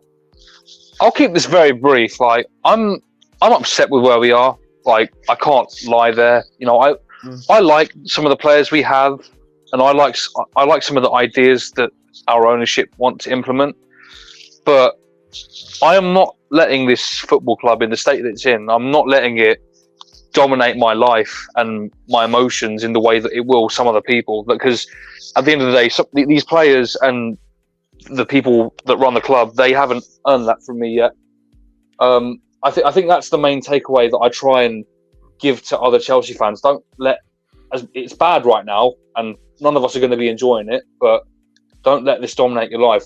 If you don't have another hobby, go and find one, because it will help you take your mind off some of this stuff. And yeah, I haven't really got much more to say about it. You know, I think you guys covered all bases in terms of going in depth with. What were you gonna say, Chris? Yeah, what are you gonna say, Chris? I have another one. You know, you talk about Chelsea, yeah. Like, you know, we can talk about like I can talk about like people who can fuck off in Chelsea as well, like Gallagher, Chilwell, what's his name? Mudryk can fuck off too. I don't mind it.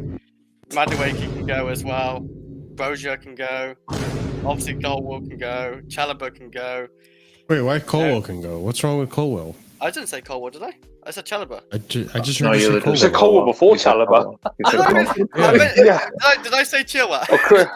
Oh, Chris was going off. He didn't know what you were saying. He was willing it off. I didn't He's mean to say naming the whole Cole, squad at this No, point, wow, man. no, God no. damn. I actually do like a lot of signings we bung in this season, but like the signings we bung in the first season when Todd Bowley and Agbali gone in, I don't like a lot of them. I really don't, and it really shows like we didn't have no director of football, nothing.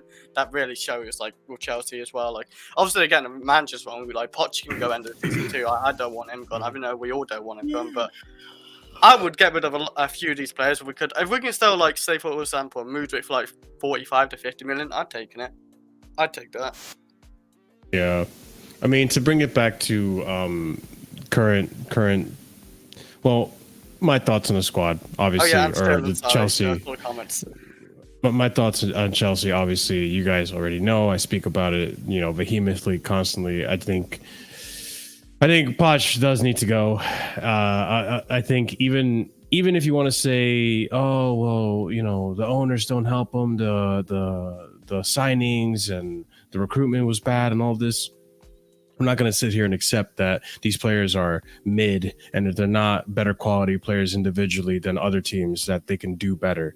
So again, I think a lot of this falls on Poch, but I think a lot of it also falls on the recruitment for assigning him and, misprofiling him with this team, thinking that this was a good fit for him.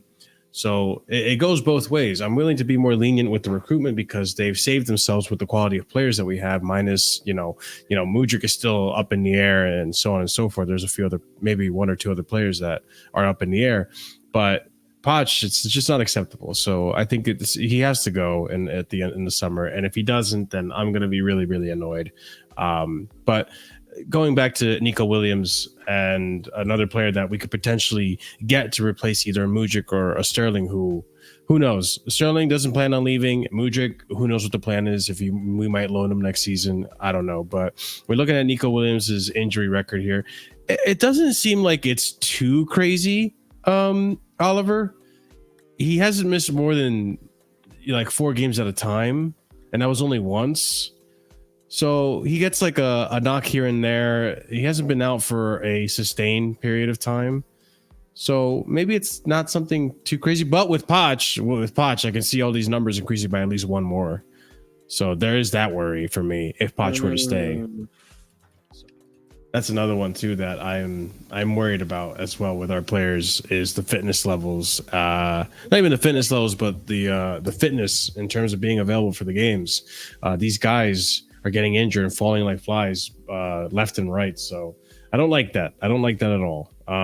Okay, but that being said, moving on from Nico Williams, let's go ahead and bring up the next topic, which I have here for you guys is Diamonde. Diamonde talks have begun apparently. And if you guys remember, we were talking in January about Diamonde as well as who was the other one, the French one? Claude. Todibo. Thank you. So Todibo was another one that was being discussed, but Diamonde, considering we have these Amarin links as well, could be something that happens if Amarin does come. So Chelsea is positioning itself ahead of the competition for Ousmane Diamonde. They have made first contact and they have indicated they would be willing to pay £51 million for him. The teams have a good relationship and talks are already underway. Now this is coming from Record Portugal, so do take it with a grain of salt because they did get the whole Ugarte thing situation wrong, but the links were there and we were genuinely going in for Ugarte. But Ahmed, I guess you tell me, man, Ousmane Diamonde, would you be satisfied with this signing? No. Okay. All right, good talk. Brutal. Pirate. Your thoughts. Brutal. Okay. No, I want to hear his thoughts. Brutal. No, I'm just kidding. Listen, he's a good player. I wouldn't mind him, but again, right now, I think the word we need, we need a guy who's had a bit of EXP. You know what I mean? He's leveled up a bit. You know what I mean? We need him to have had quad rank, 100. I forgot what it's called. There's a term for this. And literally, he's an ex-quad player. Prestige? You mean prestige? Yeah, We need to fully prestige right now. He We need, says. yeah, we need to fully prestige guy, man. This guy probably right now is a level 25 player using a good SMG weapon, probably pretty decent at search and destroy. You know what I mean? But listen, man. Right now, listen, we need a guy that's that's like a monster. Search and destroy. You can do 1v5. You can do 1v2. You know what I mean? You know what I mean? We need someone that can do that, man. And right, like the situation right now is there's too many noobs. You know what I mean? It's making the difficulty too hard. We need the big guns. You know what I mean? We need the guys that got the cojones. They can use these weapons properly. And Diamande right now, he's only a novice. You know what I mean? He can only do the light techniques. You know what I mean? Nothing too serious. Ahmed, sometimes you cook, I'm so and then confused. sometimes you just straight up burn the dish, bro. Like, what the fuck, man? Like, what? I guess I get your analogy. You want more experience, I guess, and Diamande may not be that guy.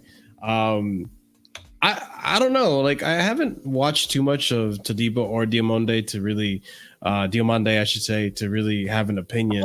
So, what? Oh Oh, no! the gathering, yeah. yeah. Let's not. But I guess. Go ahead. Also, the gathering thing, William Carvalho region. William Carvalho was known as a CDM when he was at Sporting. So I don't know what you're talking about for that. But Diamande, besides like one or two chances in AFCON where he kind of looked a little off, he was pretty solid there, and he's been pretty solid for Sporting. And hey, if you bring Diamande, I'm getting strong. Like, we're going for Amarin then, because like you bring Amarin, you bring Diamande, and then you bring Gilchrist, and that's your like 120 million spent on those two. We're not going players for Gyökeres anymore, though. You think so? Like, I know there's been reports that It's been reported. but then every time it comes back that he's on the list somehow again, or like they're looking at it, or like, didn't they literally show up like last week to watch Amarin and Gilchrist? Like, that's what they were there for, was for Amarin and Gilchrist. That's what I'm saying. I don't know if it went into any detail as to whether we were looking at Gyökeres or not.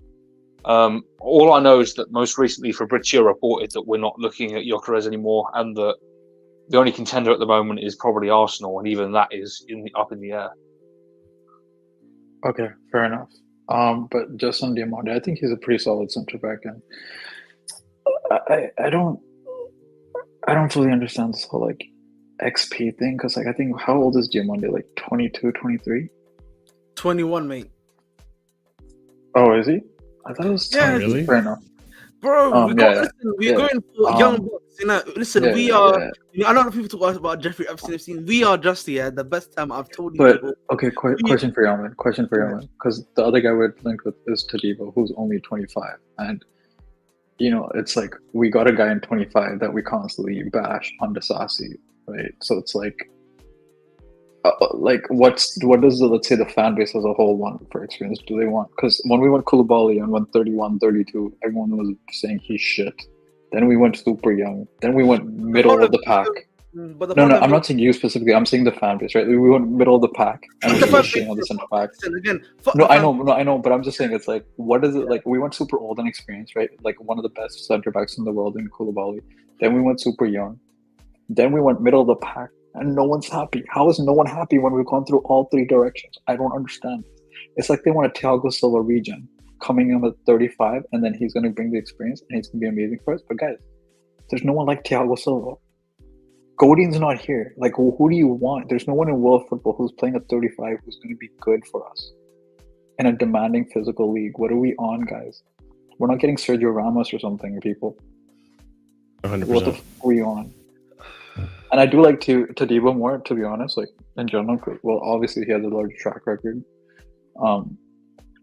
And like same physical league, and he's decent at ball playing, but I don't know. I think Todibo's cheaper, but then it depends. Like if we're getting Amarin, I completely get why we're getting, you know, Diamande. Yeah. So it depends on the management, to be honest, more than anything else for me. Yeah. Same with the striker. But I almost agree with you. Like if we are gonna, if these links for Diamande start to get stronger, I'm starting to believe more and more that we're gonna go for an Amarin. So it's something to keep an eye on for sure. This guy. Listen, Yeah, man. we need him to prestige. Sure. We need prestige, man.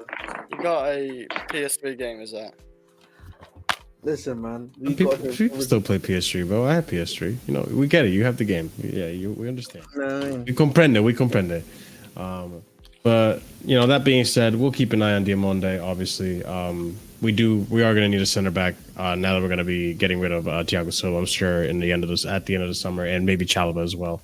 But all right, let's move on to Ahmed's favorite player at Chelsea, and that's Romelu Lukaku. Apparently, has had some comments to say, man. So let's see what he said here. Romelu Lukaku, here at AS Roma, it's all different. Here, the fans. Here, the fans love me. I'm doing my best as this club helped me. Future and loan from CSC expiring in June. I have to be careful with those answers, he said, smiling. Bro, dog, you said the same thing about Inter. You said the same thing about, you probably said the same thing at Chelsea at one point. Dog, you're going to ruin that just like you ruined everything else. Come on now. Like, so shut the fuck up. Stop talking. They love you, sure, whatever. You're scoring goals for them. They're not going to love you when you stop scoring goals. So you better keep scoring goals, bro. Anyone have thoughts on this besides the laughter? Please leave my club. It's like the same thing you say, basically. Like, he does say a lot of shit, and it's sad because I did want him at the club, but yeah. He was shit for Chelsea as well, and he can talk as much as he wants. I just want him gone for the club anyway. I don't want him. I don't think none of you want him as well, of course. So he can fuck off. You were entertaining it at one point, Chris. We gotta admit that. No, because we had no striker. I thought, fuck it, I'd be desperate enough. Like Jackson, obviously, I prefer Jackson as a striker to Lukaku. Oh. Okay. No, you know me with Jackson this season. Like, I don't mind Jackson. He's not a bad striker. I do want another striker in the club still though, because Jackson can't just do it all alone with no backup because Broho is not good enough. But like Lukaku, man, he's just wasted our time. He wasted his time, and we just gave him like 300k a week for like just a shit on us, basically. 300k a week, bro. Yeah. Exactly. Okay, then let's move from this guy to the other striker that could potentially have a future at Chelsea, and that's well, it's not really news, but I kind of do want to gather you guys' thoughts. You know what, man? Listen, this is for Romelu, the fat boy Lukaku. That's what you need to do. That's what you need to do. You know. David Datro Fofana has scored 3 goals for Burnley since joining them on loan in January. 5 starts for the Ivorian striker, who's been strongly wanted by Vincent Kompany to win Sevilla competition. No buy option clause included in loan deal from CFC. Hey, I've been saying this now. And listen, I'm not going to jump the gun. Let's see how he ends the season. But I have said it, and you guys can, be my witness that there's something about Didi Fofana I like. I think he does have a future at the club. I think there is a good striker in there. It just needs to be developed. And I was impressed with the small appearances he had under Potter. It's a damn shame that Potter didn't play him more. Same thing with Lampard, actually. But I guess, are we impressed so far with what's going on with him at Burnley? Is it a good turnaround for him? Like, what do we think, guys? Do we want to give him a shot next season? It's impressive. 3 goals in 5 starts. That's a very, very good scoring rate. Obviously, there's not a big sample size there. You can't call him an elite striker based off that. Yeah, obviously. But he's doing very well. And you just if you watch him at Burnley, you just see some of the attributes that you did see in those limited appearances at Chelsea. His goal today was phenomenal. By the way, if anyone didn't see the goal, was it today or yesterday? It was today. Yeah. Yeah. If anyone didn't see the goal. Absolutely phenomenal goal. It was brilliant. It was. One of the main things I take away from him, he's very good with his feet, and he's not a very tall striker, so he can use the low center of gravity to, weave his way through certain situations. And that's how he got his goal today. He picked the ball up in the midfield pretty much and drove through 2 people and then just had a hit, and it was fantastic. I don't know if I'd have him next season. It kind of depends. I think we've had this discussion with Brian before, about what to do if we don't get an Oshiman or a Tony. I'd probably keep him in the event that we don't get one of those. But if we do get one of those, then I'd say Jackson's the natural backup.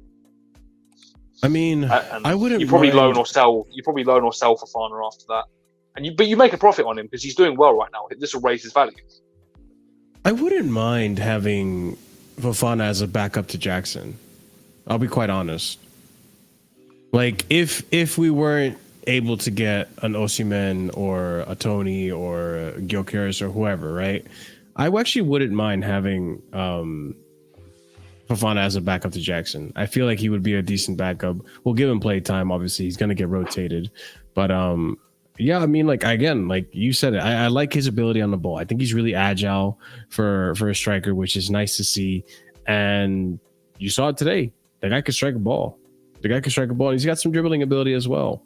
I think as well, like, his whole situation this season just goes to show what we've been saying about some of our players in the Chelsea squad, because situations can make the world of difference. Because you look at him at Union Berlin, and people said he was a bum and that he was riding bench over there and he'll never be good enough. And now he's at Burnley in the Premier League scoring goals, and the narrative has just totally changed. So, you know, maybe if you just apply that to some of our players, you'll kind of see where some of us are coming from in terms of why we blame Pochettino or why we blame the running of the club for harming the environment for some of these players versus what they're actually capable of. 100%. Okay, well, cool. Big up to Fofana. Hopefully he keeps doing well in his loan. But now talking on potential future strikers for Chelsea, it seems that this week there's been a uptick in the Sesko stocks. So yeah, I think the Sesko stocks are starting to rise, and let's actually discuss why and what's been going on. So first tweet I have here for you guys, it's from David Ornstein, which this is kind of a dagger. I'm not going to lie. I think it's unlikely Chelsea signed Victor Osimhen, mainly due to transfer fee and salary. Chelsea are tight on PSR rules. He might be right. He says it's unlikely, not that it's impossible, but you guys already know when it comes to David Ornstein, his words is almost nearly gospel. But let's go ahead and continue on. Technically, that's an opinion piece. Sure. Technically. But I would assume his opinion comes from a place of like an educated hypothesis, you know? So going on, Fabrizio Romano saying here, I'm not sure Chelsea are the front runners for Victor Osimhen, but they are in the race. The player considers them an interesting option. Going on, we have for Jacob Steinberg. Chelsea will look to sign a traditional number 9. They have tracked Napoli's Victor Osimhen, RB Leipzig's Benjamin Sesko, and Sporting Lisbon's Victor Gyökeres. We continue on. Chelsea, as well as other clubs, have scouted Benjamin Sesko multiple times. Let's see what happens in the summer. They are Fabrizio Romano here saying what you were asking before, Curry. They are also not working on Victor Gyökeres. I think they have other names. So Benjamin Sesko seems to be the one that no one is saying is not likely to happen. How do you guys feel about Benjamin Sesko? I can't really speak on him because I haven't seen him play. I have seen Osimhen play. I caught glimpses of Gyökeres, but I haven't really done my research on Sesko. If we're thinking about Sesko, just keep Jackson. Move. Yep. There's no point. And Fofana. His numbers aren't impressive at all. Shit. That was immediately shut down. Ahmed, do you have any thoughts on Sesko, or you're done with Sesko? You're just same boat. Keep Fofana and Jackson. Why not have 3? Sesko Nation. No. We rise. No. Listen, if you don't believe in Mudryk, yeah, and we don't believe in Sterling, Jackson the left wing, Sesko striker, that's his one backup. No. We're buying Nico Williams. No, thank you. I'm not spending the Sesko money. How much is Sesko, by the way? 50 million. Eesh. I mean, 50. Based on last reports. He's done nothing since he left RB Salzburg. Salzburg, yeah. Salzburg, he was banging goals, but in Leipzig, he was like backup striker because of how shit he's been doing every chance he's gotten, to be honest. He's behind Simons and Openda, right? Yep. Yeah, and the only guy that was behind him the only guy that was behind him in that pecking order before he went to Spurs was Timo Werner. Yeah, and no, thank you. We already have a guy in our squad who struggled in Germany but is doing decent in his loan in the Prem, and his name is Datro Fofana. Why am I spending 50 million on this guy? Yeah, that makes sense logically. Yeah, I mean, I hope that these links saying that it's unlikely that we get Osimhen is not true. I hope that we can work our way around it, because that's the other thing too. I feel like they're not considering how many outgoings we are going to go for in the summer and how many funds it's going to raise. I don't get the wage part. I'm like, guys, we're literally gonna sell Lukaku, who's on 300K a week. So that covers the wage part. Yeah, and that's not even counting if we sell Sterling. And then we literally just right now we sold 30 million for Livermento, and we're gonna sell Ian Matheson for 35. That's like 65 million right there. And that's not even counting Chalaba or Broha. And if we just need to raise like 35 million more. Yeah, so for me, it's just one of those, like, I don't see. I know there are some people in my comment section saying that there's a delusion of us getting Osimhen. I don't think so. I genuinely don't think so. I think it's very possible. I think Chelsea will and can pay that clause once they start selling players. It's just a matter of if we actually pull the trigger, if maybe Egbali changes his ways in terms of what type of transfer strategy he goes for, because I feel like he does start to bottleneck a few things. So we'll see. I'm hoping this news changes, because I'm not liking where it's going with settling for like a Sesko and not going for, I guess, one of the more proven, I say proven lightly, but one of the more reputable strikers out in the market. So let's see where that goes in time. But this is the fun part. Before we get on to this closing, we're getting towards the end of the stream. But before we get on to there, guys, as always, be sure to smash up the like buttons if you haven't done so already. Thank you for being here. If you got to this part of the video and you're watching it, in the future, give me some like blue squares in the comment section. And yeah, let me know that you guys, that lets me know that you guys have been sticking around and watching to this point. So let's go ahead onto the next section, and we have some sponsorship deals and news that have fallen through, which is interesting to see. I'm very curious as to what exactly happened. But let's see here. First tweet I have here. So Premier League clubs will face sanctions if they are to secure inflated sponsorship or transfer deals with companies, organizations, or other teams connected with to their owns. And I think this correlates to potentially Infinite Athlete. So that could be something that we will see the repercussions of if that's the case in the future. We move on. CSU Daily here tweeting that Oman Air signed a multi-year deal back in July. Come March, they aren't even recognized on the site. Interesting. Oman Air has been removed from the Chelsea club partners list. Then we see here from Matt Law, apparently, that Chelsea have mysteriously terminated a sponsorship deal with Oman Air. Sources have told Telegraph Sport the deal has been terminated, and that sources have suggested the problem over the deal arose in Oman Air's side, which forced Chelsea to agree to a termination, but neither party has commented or disclosed any details, which maybe it's better that we do not disclose those details. But my opinion on this, the 2 cents, is that it is honestly starting to become an absolute howler what's going on with our sponsorship deals.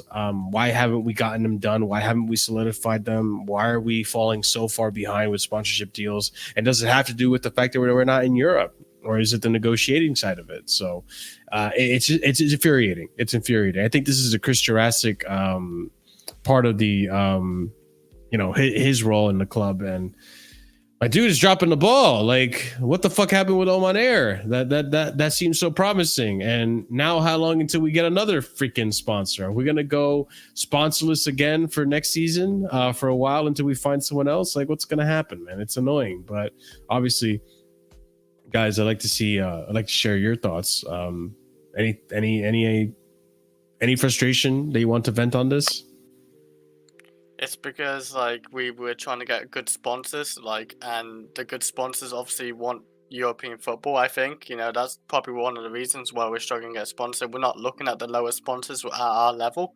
Our level is the smaller sponsors right now because we're not getting European football right now. So we're gonna struggle. So we're gonna have to lower our expectations while the club does until you actually start getting Champions League football or any type of European football. It's because I know we're getting we looked at Jordan and stuff like that, and Yes. we're not gonna get them if we don't get European football. That's a guarantee. That is 100% guarantee. So yeah, it's annoying. This club needs to get things sorted, like management and all that sorted before you even worry about your sponsors and all. I get why you have to worry about your sponsors because it brings in money for the club and.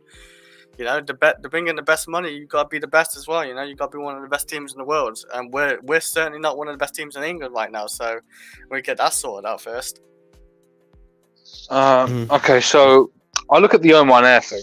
I think where I take worry with this is now the second. I'm not going to call it a sponsor because technically it is a sponsor, but these are the club partners. These are the guys that. When you go in the press conference, you see on the board behind the manager that their brand is on that thing.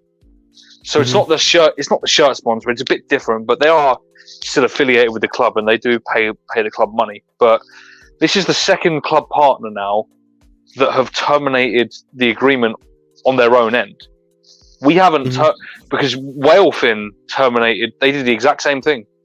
I believe that was for cost-cutting measures, and I'm not sure what Oman Air have done, the reason they've done it. But this is the second one that has been terminated beyond our control, and that needs to be sorted out because we're going to lose income for the rest of the season based on this, and we need a more stable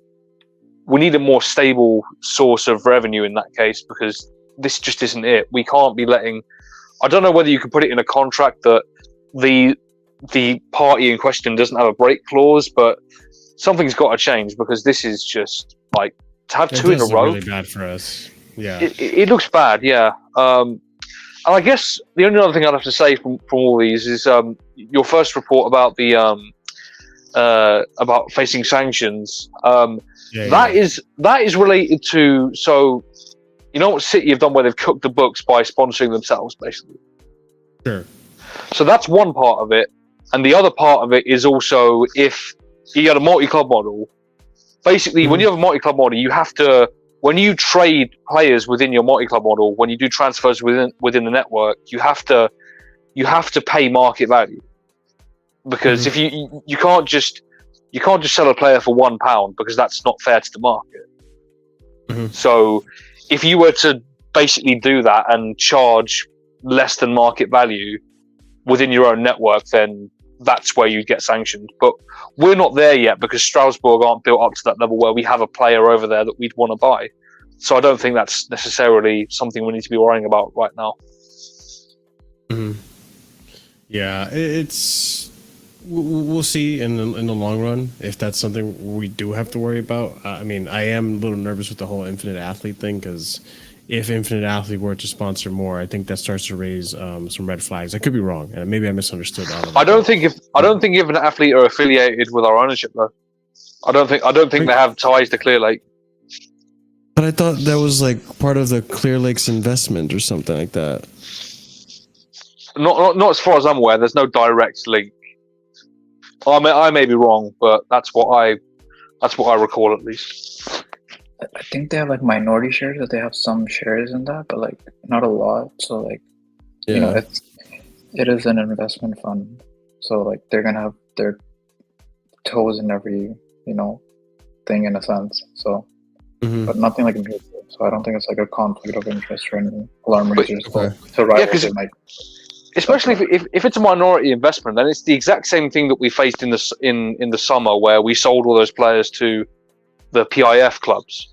Because Clear Lake do have a minority investment in Clear Lake, but because that investment is so small, it's all but you can't really say when it's so small as it is with that, you can't call it a conflict of interest because there's just not enough money or influence going into PIF in order to have an element of control over that transfer. If you know what I mean. Yeah. All right. Well, we'll see where this goes in the future. How we go about it. And maybe, I mean, it seems that our owners like to do everything the correct way. For example, not. I mean, there are loopholes, obviously, but we haven't really broken any rules. And if anything, we've turned in anything that is suspicious. So I think they are going to do their best to avoid any type of sanctions and avoid breaking the rules in this sense. But that being said, something I wish we can break the rules on is the development of the stadium, because we're in such a standstill with this. It's absolutely ridiculous, and I'm so sick and tired of it. I really am. It's so demoralizing because I at this point I don't think we're ever going to get a stadium ever. But anyways, Dan King reporting here. Chelsea, well, upgrading the stadium, Chris. That's, you know what I meant, asshole. Chelsea are facing a nightmare choice over plans for a new stadium. The bosses believe they have only two options: spend 6 years away from Stamford Bridge while it is redeveloped, or pay over the odds to buy land and build elsewhere. 6 years is a crazy amount of time to rebuild the Stamford Bridge. That's just so wild to me. I don't know. This is depressing. I don't think we're ever getting a stadium at this rate, or an upgrade. I think we're stuck for Stamford Bridge. We're gonna fall behind.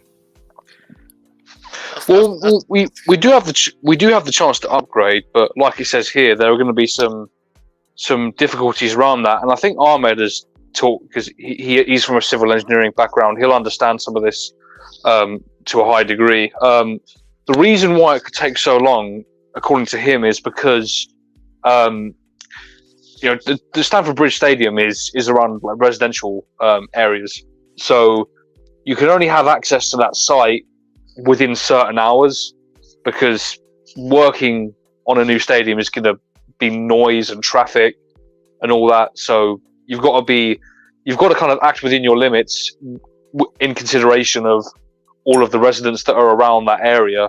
And that's what I gather from what Ahmed said. He might be able to explain it better when he gets a chance to talk about it. But how long did Tottenham Stadium take, by the way? 3 years. I think so. They were only at Wembley for 2 years. I think they were only at Wembley for 2 to 3 years. That's it. That's what just annoys me. This fan base with the pitch owners, they just want to hold Chelsea back as well. Like they say standards and standards and standards with this club. Why we do this? Yeah. But this isn't a pitch. This isn't a pitch owner problem. Like I said, they won't let us. No, leave, but though. I think it is because they want. Yeah, they want. And when we wanted to redevelop with Roman, and we had that I liked the theme of the whole cathedral thing. Like when I saw the photo, this is pretty cool. And we obviously have to dig on deeper because of the whole the freaking Buckingham Palace has to have a clear view of freaking a dead guy from 500 years ago, apparently still. Something like that, yeah. Classic British thing, sorry. But that thing. So it's that they also didn't like the design and blah blah blah. So then they shut that shit down. So then Roman's what the fuck am I gonna do when you're shooting down the one proposal I had? If I recall correctly, that had nothing to do with the pitch owners, because at the end of the day, we're still staying at Stamford Bridge. I don't know if they were involved too much, but what I do know is that the pitch owners weren't the reason that design didn't go through. The reason the design didn't go through was that Roman withdrew his visa application. That was the reason, as far as I'm aware. We wanted to try and move though, at one point. That's a completely different thing, Chris. You're talking about the Battersea Power Station stuff and all that. And no, but I'm saying though, but Roman has actually tried to move, and our new owners actually seen the possibility if we can actually try and move away, but they have to buy out all the shares somehow, try convince them to buy them all out and move.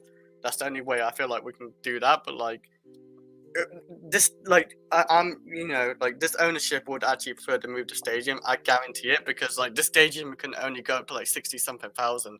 You can build a stadium somewhere else what can go to 80,000 if you wanted to, and then you can even maybe expand that to 100,000 say in the future, but I doubt it will. Yeah, no, of course they want to move, but this is the reality of the situation, whether we like it or not. And I don't know how much that we can do about it. They're the people that will have lawyers and all that, and they'll understand it better than we will. So that's up to them to figure out if they want to come to some sort of compromise. We can move Oliver, but we can't be called Chelsea FC. Well, that's the problem because they put Jonas to have the rights about some reason. Yes, and we can't lose that name because that's our brand. Well, yeah, of course, yeah. We can't. I'm not expecting us to lose that name. Yeah, we're going to be called London FC or maybe. You got an American name out there, Marshall? Lakers FC or something. We can be called the blueberry footballers or the Blue Lions FC. or something. The Blue Lions. Blue Lions. There you go. Yeah, that's actually better. Actually. Or not blueberries. The London Cowboys, as they say, I don't want. I don't want to say London Cowboys. Let's go. It's not really London Yankees. Isn't it like a 15k upgrade, by the way? Isn't it only like a 15k upgrade? Yes, I believe minimum. Yeah, again, it's not that worth it at that point. Yeah, it's like only like 50k in total, or like 55 or tops, when Maybe we're gonna have like a growing fan base and population, hopefully. So it's like, bro, what's the point? You're not like the long term, medium term thing is not worth it. But you have to wait 6 years just for a 15k upgrade and no more upgrades after that. No more. So dumb. Like at that point, why? I want to move. I want to. It's not worth it. Yeah, but what if? I mean, I asked this. I don't know the answer, and I don't know if anyone does know the answer. But what if we move the ladies here, and then the men move over to another stadium? Can we keep the name then? Because it's still Chelsea playing on the pitch. I don't know how it works. I don't know. I don't know. You need to be on the board, Marshall. Give ideas out. They won't listen to me, Chris. They'll hear my accent and they'll immediately dismiss everything I have to say. I thought was going to say, my guy, man. Get in here. My guy, man. Yeah, no, okay. It's one of me. Oh, my God. Too small for the ladies even. Maybe. It might be, actually. Oh, yeah. Actually, where do the ladies play right now? They play at Kings Meadow Stadium in... Yeah, they play at Kings Meadow. But the problem with giving Stamford Bridge to the ladies is they can't even sell out. They can't sell out Stamford Bridge. Like you remember, Marsh? You remember the bed advert? Calm down. Yeah. Go ahead. That was put there because those seats weren't sold. It's empty space. You might as well use it, make a bit of money off it. But at the end of the day, like they have sold out Stamford Bridge before, or at the very least they've gotten a lot of seats sold. But that's for like the big matches. Like I remember I went to one myself in 2021. It was the opening match day of the Women's Super League. It was versus Spurs. That was a big match, and everyone turned up for it. But for your smaller matches, they go to Kings Meadow because it's much more appropriate for the kind of audience you're going to get. So real quick, just 2 shout outs. Thank you, Will, for the £1.99 super chat. And I was wondering why my number skyrocketed up so suddenly. And I didn't see any message from anything on YouTube saying that there was a raid, but Staffy just dropping in the information. Staffy raid, by the way. just in case you needed to know what happened. But big up, Staffy. Thank you so much for the raid. Welcome everyone from Staffy TV's channel. Welcome to Casually FC, where we talk about Chelsea and all things football related in a sense as well, related to Chelsea. You're watching the Casually Chelsea show, where we kind of wrap up all the Chelsea news into one, jam-packed 2 or 3 hour stream. Or podcast, we'll say. But big up if you're new here, subscribe. If you like what you hear, then go ahead and smash the like button. But yeah, thank you, Staffy, for the raid. Appreciate you, man. And I look forward to talking to you tomorrow. Hopefully there'll be a W for Chelsea, but I am not holding my breath on that one. So yeah, we're talking about the stadium. Let's move on to the next part of the show. As we are getting close towards the end, there's been a bit of financial misinformation going on. And it's on everyone's mind because everyone's wondering, oh, well, Chelsea, how are they going to afford these new players? Yada, yada. Chelsea, they don't have money for FFP. And I feel like a lot of people are ignoring the fact that we can sell players. You understand we have players to sell. Champions League football, this and that. Like you guys already know. So let's start off with the first tweet I have here in regards to Blueco. So Blueco have announced Chelsea made a loss of £90 million for the period up to June 30th, 2023. The company Blueco 22 itself has announced a loss of £653 million for the period of March 2nd, 2022 through June 30th, 2023. So that's from the time that Boli acquired the club up until last season. This was from before he acquired the club. No, because didn't he acquire it around March of 2022? No, it was May. Norman? Yeah, it was May. Okay. So I hear this, and I'm kind of confused, right? And then we have Ben Jacobs said Chelsea grew overall revenue from 481 million pounds to 512 million pounds. They have also increased commercial revenue from 177 million pounds to 210 million pounds, which is an increase of 33 million pounds. I kind of wish where this time frame is, right?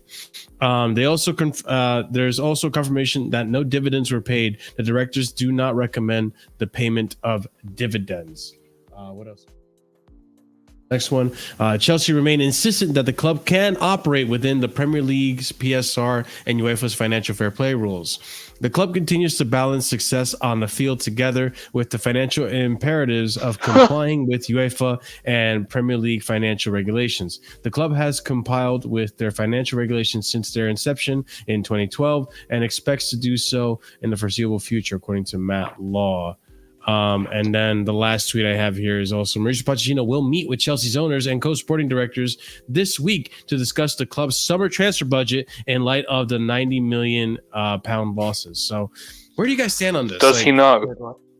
I hope he's Does not he invited. Does he know? I really hope he's not invited to that transfer talk, because if he's invited, oh man. Well, that's why I said earlier. I'm kind of nervous. Like, what's happening? Like, what if they actually keep this guy? Where did we lose that 90 million anyway? Like, just like lost it in thin air? I assume it's from the transfers, right? We'll probably be Champions League TV money, not the absence of it. Yeah, I guess. Yeah, the absence of Champions League TV money. Yeah. Not progressing far in both cups last season. Amongst other things. Will with the £1.99 super chat. Thank you so much, Will. MHL about to pressure Blueco to bring Tuchel back. Yeah. I hope that's the case. But yeah, I mean, I don't know. It's kind of confusing. I don't know if there's actually that much in losses, or at least if there is that much in losses, they might not be accounting the amount of profit we've made either. So it just seems straight up just. Look where we are. I understand. That we're not playing.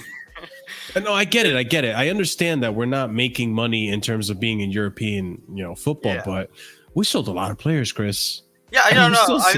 I think we sold around like 260-ish million last season. Which is the season we just had. No one really talks about it. Almost a quarter of a million. Yeah, no one talks about it, obviously. I get why rivals don't talk about it, and that's actually quite impressive. But we're 11th. We get to the final in the Carabao Cup. I don't know how much money that gets you. We got no European football. Barely get you anything. It's just we ain't bringing much money as a club. We need that. Premier League football does give you money, but we need that extra bonus because we spend so much money. We need that Champions League football, or even Europa League football or something. We need something, new sponsors, better sponsors. But the club will only realise that until they, actually get the right manager in for starters. I think that's a start of it, and then maybe you can actually get results. Like Tuchel, man, he was great at getting results. Oh my God, no, Will, no, Will, and no, Chris, no to Tuchel, please. Stay away from drugs. Don't go back to drugs. Stay away from drugs. Oh my God.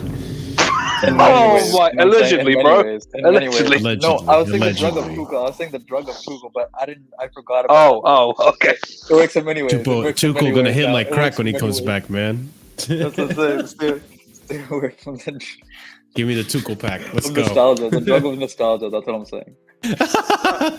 It's not really though, because like when he it was so wrongly sacked. I always still believe Obviously, that. we agree with that. When I was literally playing a 2K game like with Will. And Wait, Curry, surely you could agree that he was sacked too early. He's right? 5 points off. He was 5 points off top. Yes, but then he says shit's like a dumbass. You know what I'm saying? Like, hey, I have a new owner. What am I gonna say? To shit on them right away. What do I also say? obviously, Gallagher's yeah. the new Conte. I don't need a midfield. And then last second, oh, maybe I do need a midfielder because Conte is always injured and Gallagher's not good enough and Kovacic gets hurt. Like, oh my god, wow. I think he would take a great. Preach, bro. I think no. Like, you know, I still think he would the take, area like, that's needed the Caicedo. most. You know, the area that's needed the most. He investment, also said great you know, things. that you know? area. He No, also said not he'd drive that the summer. bus. Not the, no, not No, the, but no. like- Yeah, that was before the new management. After the new management, he's like, you know what? I'm gonna be. Man a was dickhead. stressed out. All right, come on. No, now. he's like, it's time for me to be a dickhead. Like, he's like, I know he was dealing with personal shit, but bro, this is when you're supposed to kiss up to the new ownership. Kiss up for the first 6 months, so then they love you and they trust you, and then they'll back you even more. But no, he's like, you know what? Oh, we're over. You know, we talk and stuff. Like, bro, they're new to the sport. You know, the directors and Petr and Marina kind of like said F off, like I'm Roman's people. So then he's gonna ask you for more advice. What are they gonna do? I'm sorry you have to be a director of football for like this summer window. And then bro is like bitching and complaining about that. I'm sorry, those guys backed up. What is he gonna do? He's not gonna get someone right away. And then you're like, oh, but they're asking me for all the transfers and they want my knowledge and more of my time. Like, no, duh, genius, you're the manager who won the Champions League. You're the experienced guy. You're the guy they inherited that's still staying. So why aren't they going to ask for more opinions and for your input? And then you bitch and complain. Listen, I get it. Like, to a certain extent, Tuchel did make his own bed. But I this is going to sound so ridiculous. It's going to sound like I'm buddy-buddy with Tuchel. But I genuinely feel that these links with Tuchel, right? I feel like Tuchel does want to come back to Chelsea. I feel like Tuchel does regret the way he behaved himself. And I feel like this was his favorite club.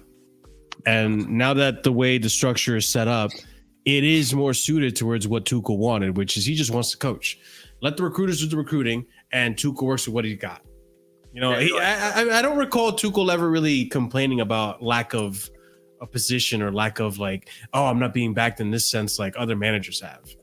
Like, yes, his talent ID isn't great, which is why you get him recruiters to get a team for him. So that's just me, right? Maybe I'm being deluded. Maybe I'm being delusional in the sense that like, oh, he regrets the way he acted. I don't know. Maybe Tuchel is as stubborn as it comes, and he also is like, fuck them, never want to go back to them, screw them. I don't know. But hey, listen, we have Sarri coming out with reports saying he regrets leaving London. So I don't know. Maybe he was Tuchel. homesick when he was at Chelsea there for like reasons as well, because Chelsea fan base treated him like shit for some reason. Yeah. And like he did well, of course. I actually thought he did really well for Chelsea. He got us to Europa League. You know, we're in Champions League football, and it's on to the next season. But he wanted to go back to home, basically. So I want Tuchel back now because he got results and he knew how to like paper over the cracks for like players who weren't that good. So Tuchel's a real manager, like compared to like especially Potter and Poch. Obviously, I get that, but again, this is what I'm saying, Vic. Like, yes, I understand his talent ID is shit. Right? We get it. I think we all agree his talent ID is shit.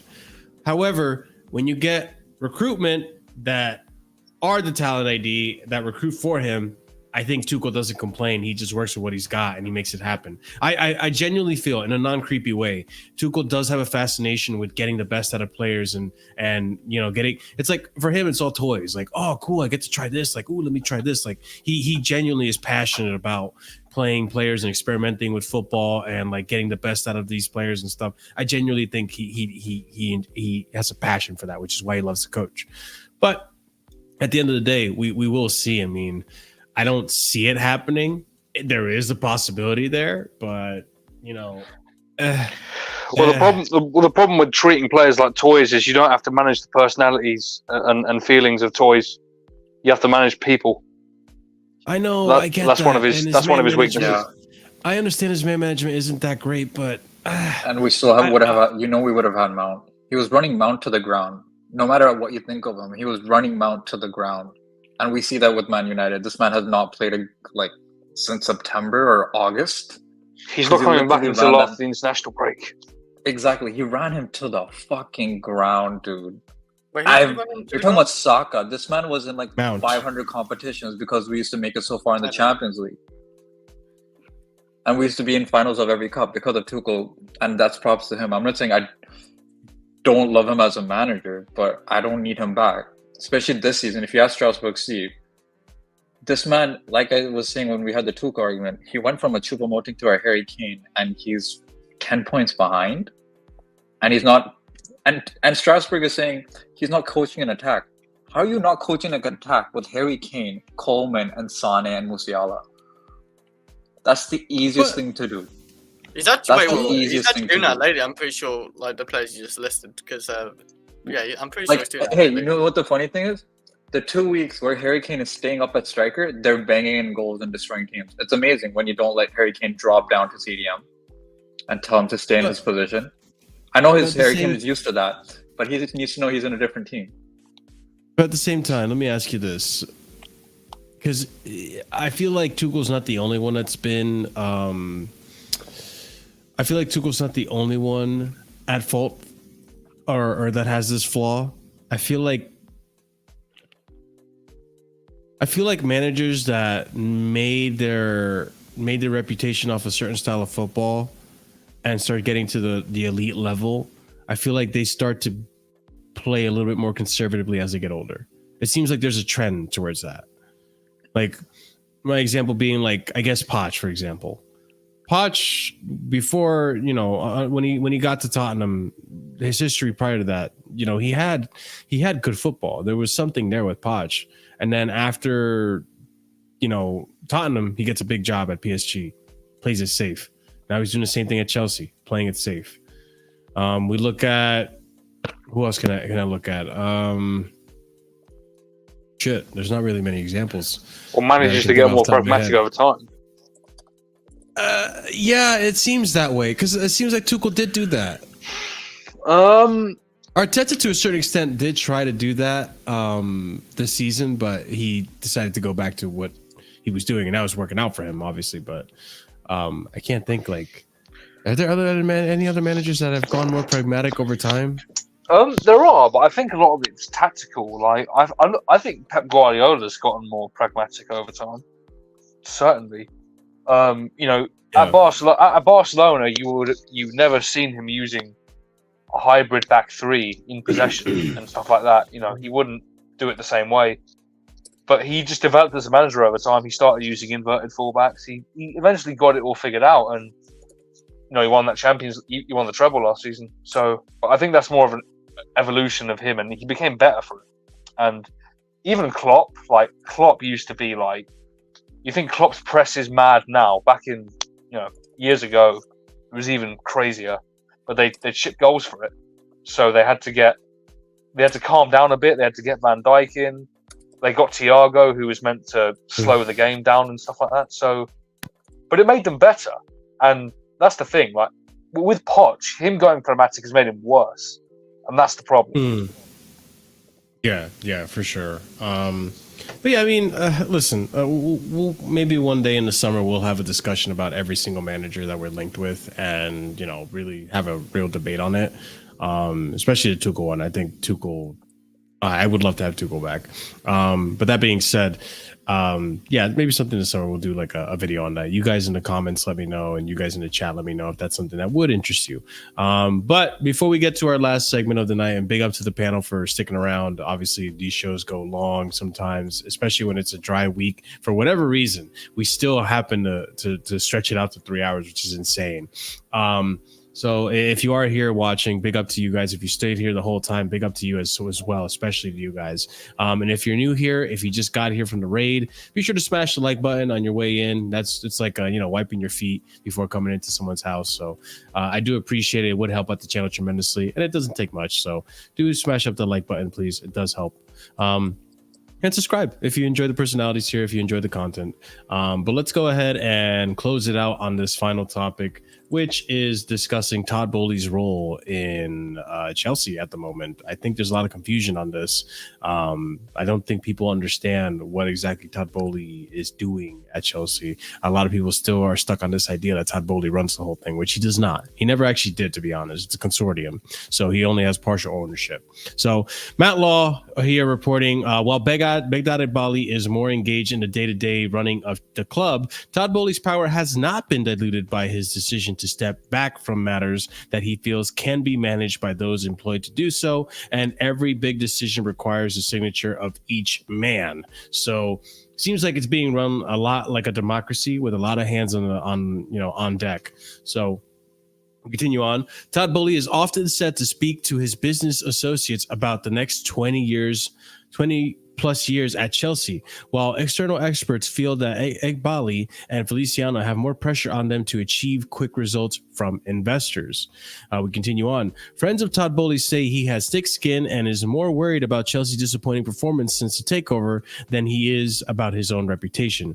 Bowley and Clearlake feel they had to rebuild the club almost from scratch and were braced for tough times. I mean, if this is true, I do respect it to a certain extent. That Bowley's aware of what's going on and he's not happy with it. Obviously, none of us are happy with it. It's what you're doing and it's what's going on in the background that I'm curious about. Are you butting heads with Eghbali? Is Eghbali the one calling the shots recently and moving towards his younger model, whereas Bowley was the one that wanted the more experienced players, which we did see the stark difference between the beginning of the ownership versus towards January onward. He wanted a star signing as well, if you remember. He wanted a marquee signing. Which again, I think there should be a balance. I don't think it should be one or the other. But if Bowley's recognizing that he's not, if this is true, then he's recognizing he's disappointed by the performances. He doesn't care about his look, which it's fine. I don't want the owners to care about how they look to the fan base. At the end of the day, I want you to care about the results, which it's good to hear this. But let's start making some changes. I mean, what do you guys think? So if we're to believe this, if we're to believe that Todd Bowley is he's more concerned about the performances than his own reputation. If we're to Jesus Christ! I can't believe it. Eghbali's taking you out, Oliver. Eghbali, you got cut off. Eghbali's cutting you out. Oh no. Okay, so So if we're to believe this, that he's more interested in the performances of the club than his own reputation, that only proves to me that him stepping down from the sporting director role, Eghbali was calling the shots by that point, because it was very clear by the end of Graham Potter's reign that it was quite clear that there was a lot of ego and just burying your head in the sand when it comes to how those results were going. It was very clear that it wasn't going to work, yet the club persisted with it, despite not having a plan. Not really having a plan of what to do next, and then they got Lampard, which was just terrible. But apparently Eghbali was involved in the Lampard thing too. But Bowley, if he was in power at the time, then that doesn't work well with the idea that he's not concerned about his own image, because, like I said, there was just so much ego behind the decision to keep Potter. So I think this is just where a lot of Chelsea fans have got to wake up to the reality that Todd Bowley is a minority co-owner of this football club. The main thing you got to look at here is Clearlake and Eghbali and whoever his business partners are. That's what you've got to be looking at for me personally. I don't know what else to say really. Go ahead, Chris. What are your thoughts? I think with this ownership, he doesn't obviously. Oh, what I'm saying. He doesn't think like himself. Like, he doesn't care about himself, because he won't think about himself like that. So it's. I just want him just to basically just do the things, instead of just talking. Like, he's been talking for 2 years basically. So I just want changes. You gotta keep. For me, you gotta keep changing managers as well until you get the right one in. That's what it is for me. Like, you just gotta get the next manager in, because I think you can't keep changing this team. Like you said, like, you built this team from scratch, so you've done that. Like, you made a few mistakes bringing in Koulibaly and not Lukaku. Obviously, Lukaku is Roman, of course, but you're trying to get rid of Lukaku because Lukaku's not good for the club. Cucurella, Koulibaly, Sterling. I would keep Cucurella, but like, I don't think Cucurella is like a huge mistake like that. But yeah, like, this core of this team, like, you can't get rid of it. You signed 8-year contract deals on this team, so the only thing you can change, and this is what Roman said, and this is so true, it's cheaper to get rid of the manager over the team. You gotta keep changing the manager until it works out, because that's how it works out. Like, so yeah, like, this is how you do it, man. I think, like, I know, like, saying the old way doesn't work, but I think it does. I think you look at obviously Aston Villa. Look how good Aston Villa are now. They're top 4. You look how who's the other team I'm thinking of in the Premier League? There was another team. Spurs, Brighton. Yeah, Spurs. Yeah, like, you look at Ange. Like, if we had Ange this season, do you think we're 11th? I don't think we're 11th. Maybe not. No, I think we're top 6 easily. It's tough to say because a lot of people didn't want Ange. I think. No, I get. Very hesitant on that. I think there are challenges. There are challenges with having Ange here. Like, playing his high line with Silva and Disasi, that is never going to work. Just for one. I don't mind. Yeah. Well, Ange can be very suicide when he's red carded. Like, that's when he gets really suicide. So fuck it, I'm gonna send even more people forward. That's what he did against Chelsea. But like with Ange as well, because we didn't know who he was. I didn't know who Ange was, but like, we knew who Pochettino was. Like, we knew, like, somewhat he's a good manager. Like, well, thought he was like a decent manager. And we got a youth project like of a team. We thought Poch can work well with that, and it hasn't. And you can, like, admit you failed on this, and this is the one thing they're a bit cautious on Poch anyway. Like, they gave him a 2-year contract, so they're not like convinced of Poch to begin with. They're not like, I'm gonna give you like a 3-4 year, 4 or 5 year contract. They're not gonna do that. They gave him a 2-year contract, and this year's failed, and it's only like 1 year left, and it's like, I think it's like 10 million to get rid of him, or less. I'm not too sure, but like, it's around that. Just get rid of it. Like, just give him his 10 million, because this is he's a bum of a manager. And get a new manager, and maybe these results start going your way.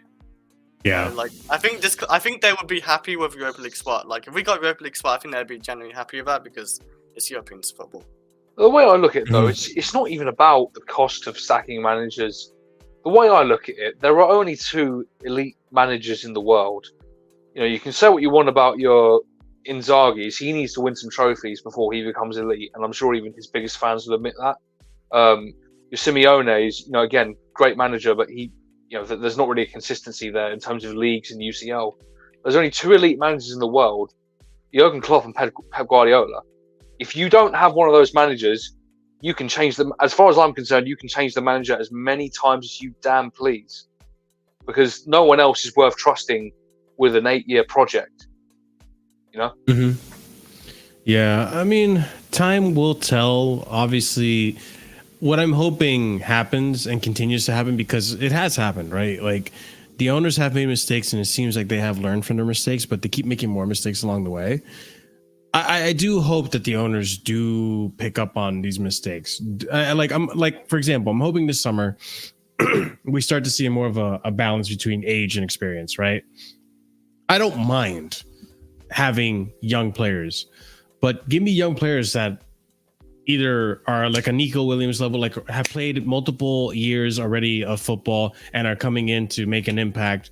But also give me the experienced players. Don't be afraid to go make those signings for the 25 and older players. Like, I hope we change that, because there needs to be a balance.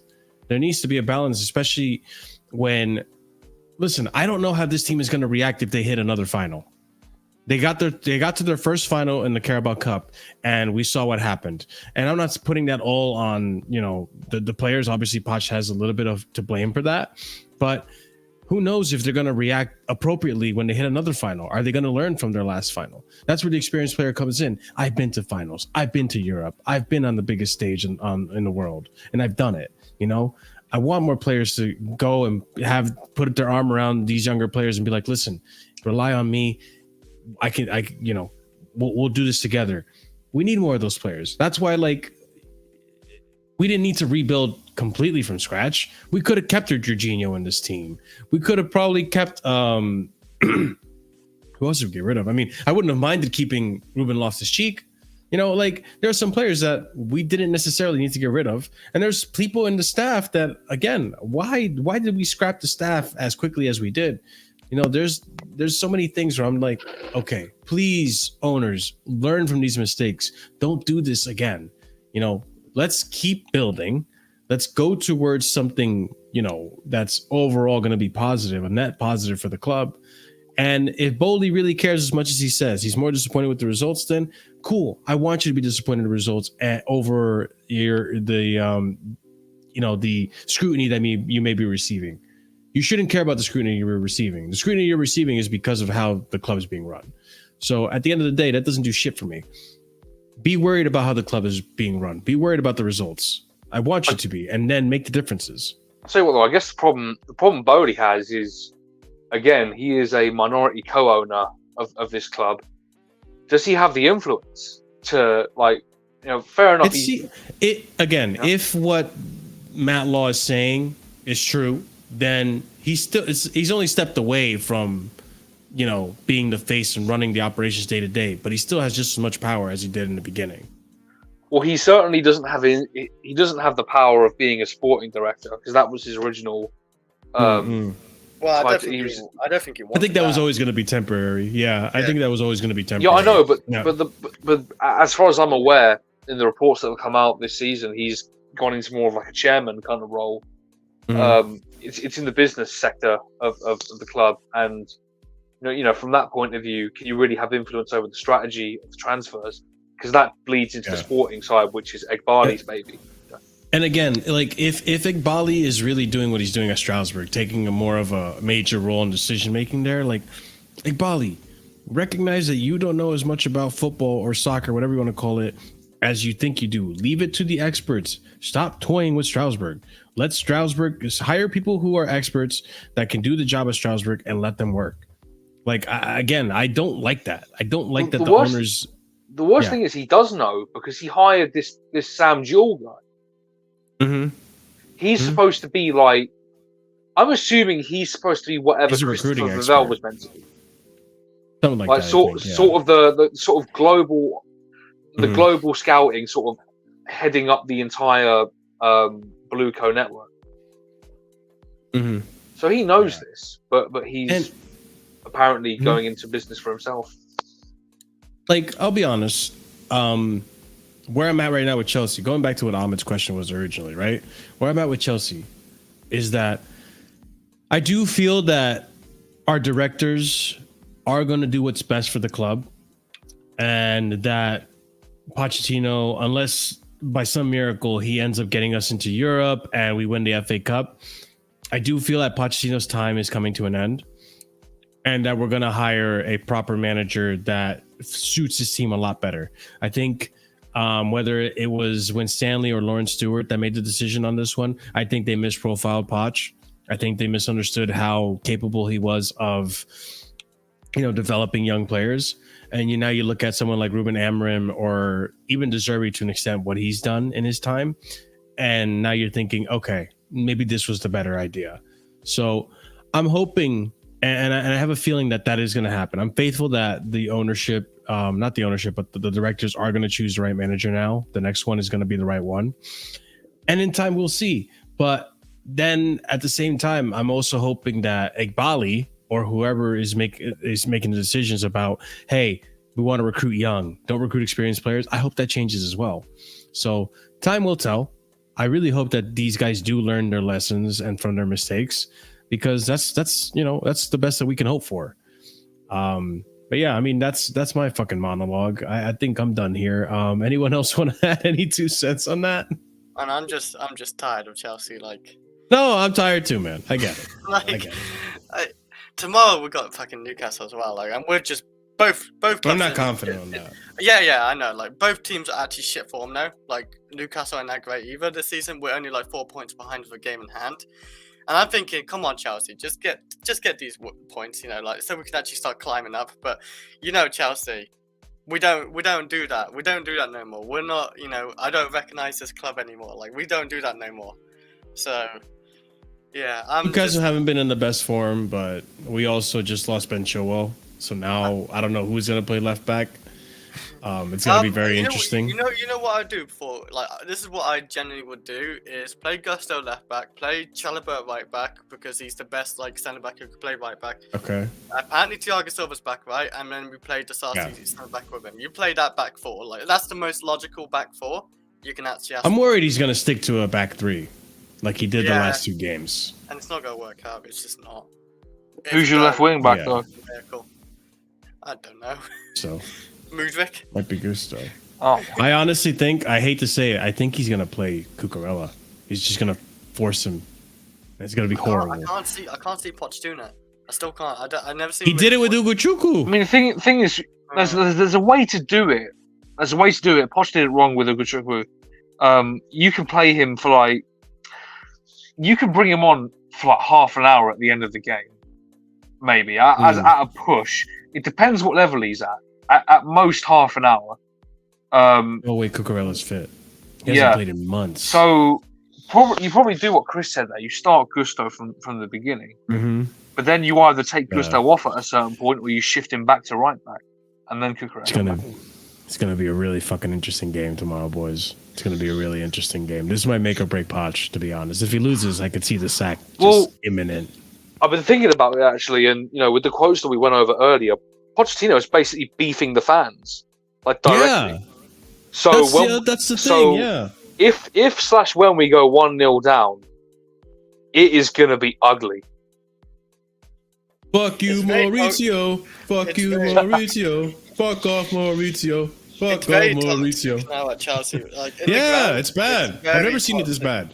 Like Ahmed was never seen it this bad. It's very toxic now. Even when we beat Leeds, it's very toxic in the fan base because you could hear it. You could hear it in the crowd, man. Yeah, you could hear it to the speakers. Like it's bad. It's really bad. And even Potter didn't get this bad. So. No. Yeah, time will tell. We'll see what happens. But boys and girls, we're gonna call it right here. We're calling it. We're ending it. If you haven't already done so, smash up the like button on your way out. Subscribe to the channel if you haven't done so already. If you are watching from the Bridge 258's channel, who left, and I am now hosting this for his, be sure to also check out his channel. Smash the like, subscribe. Bell notifications so you're notified whenever we go live. Also, ladies and gents, I will say we are going to be rating Sarcasm City, our good friends over there. Thank you once again to Staffy TV for the raid, and appreciate all you guys who joined us today. Check out the links in the description for other content. Leave a comment down below. Check out our memberships. And ladies and gents, as always, with the memberships, if you are a proper casual or higher, you get a shout out at the end of every show. And those are going to go out to Hassan Nawaz, A. Solomon, Uncle Jester FC, Will, Adrian, Scott, Dark, OG Turbo Jesus, and EE. Thank you guys so much for your love and support, and thank you everyone else who's also a member for your support. You get to enjoy those emojis. The more members we get, the more emojis. I do want to expand on the membership content as well over time.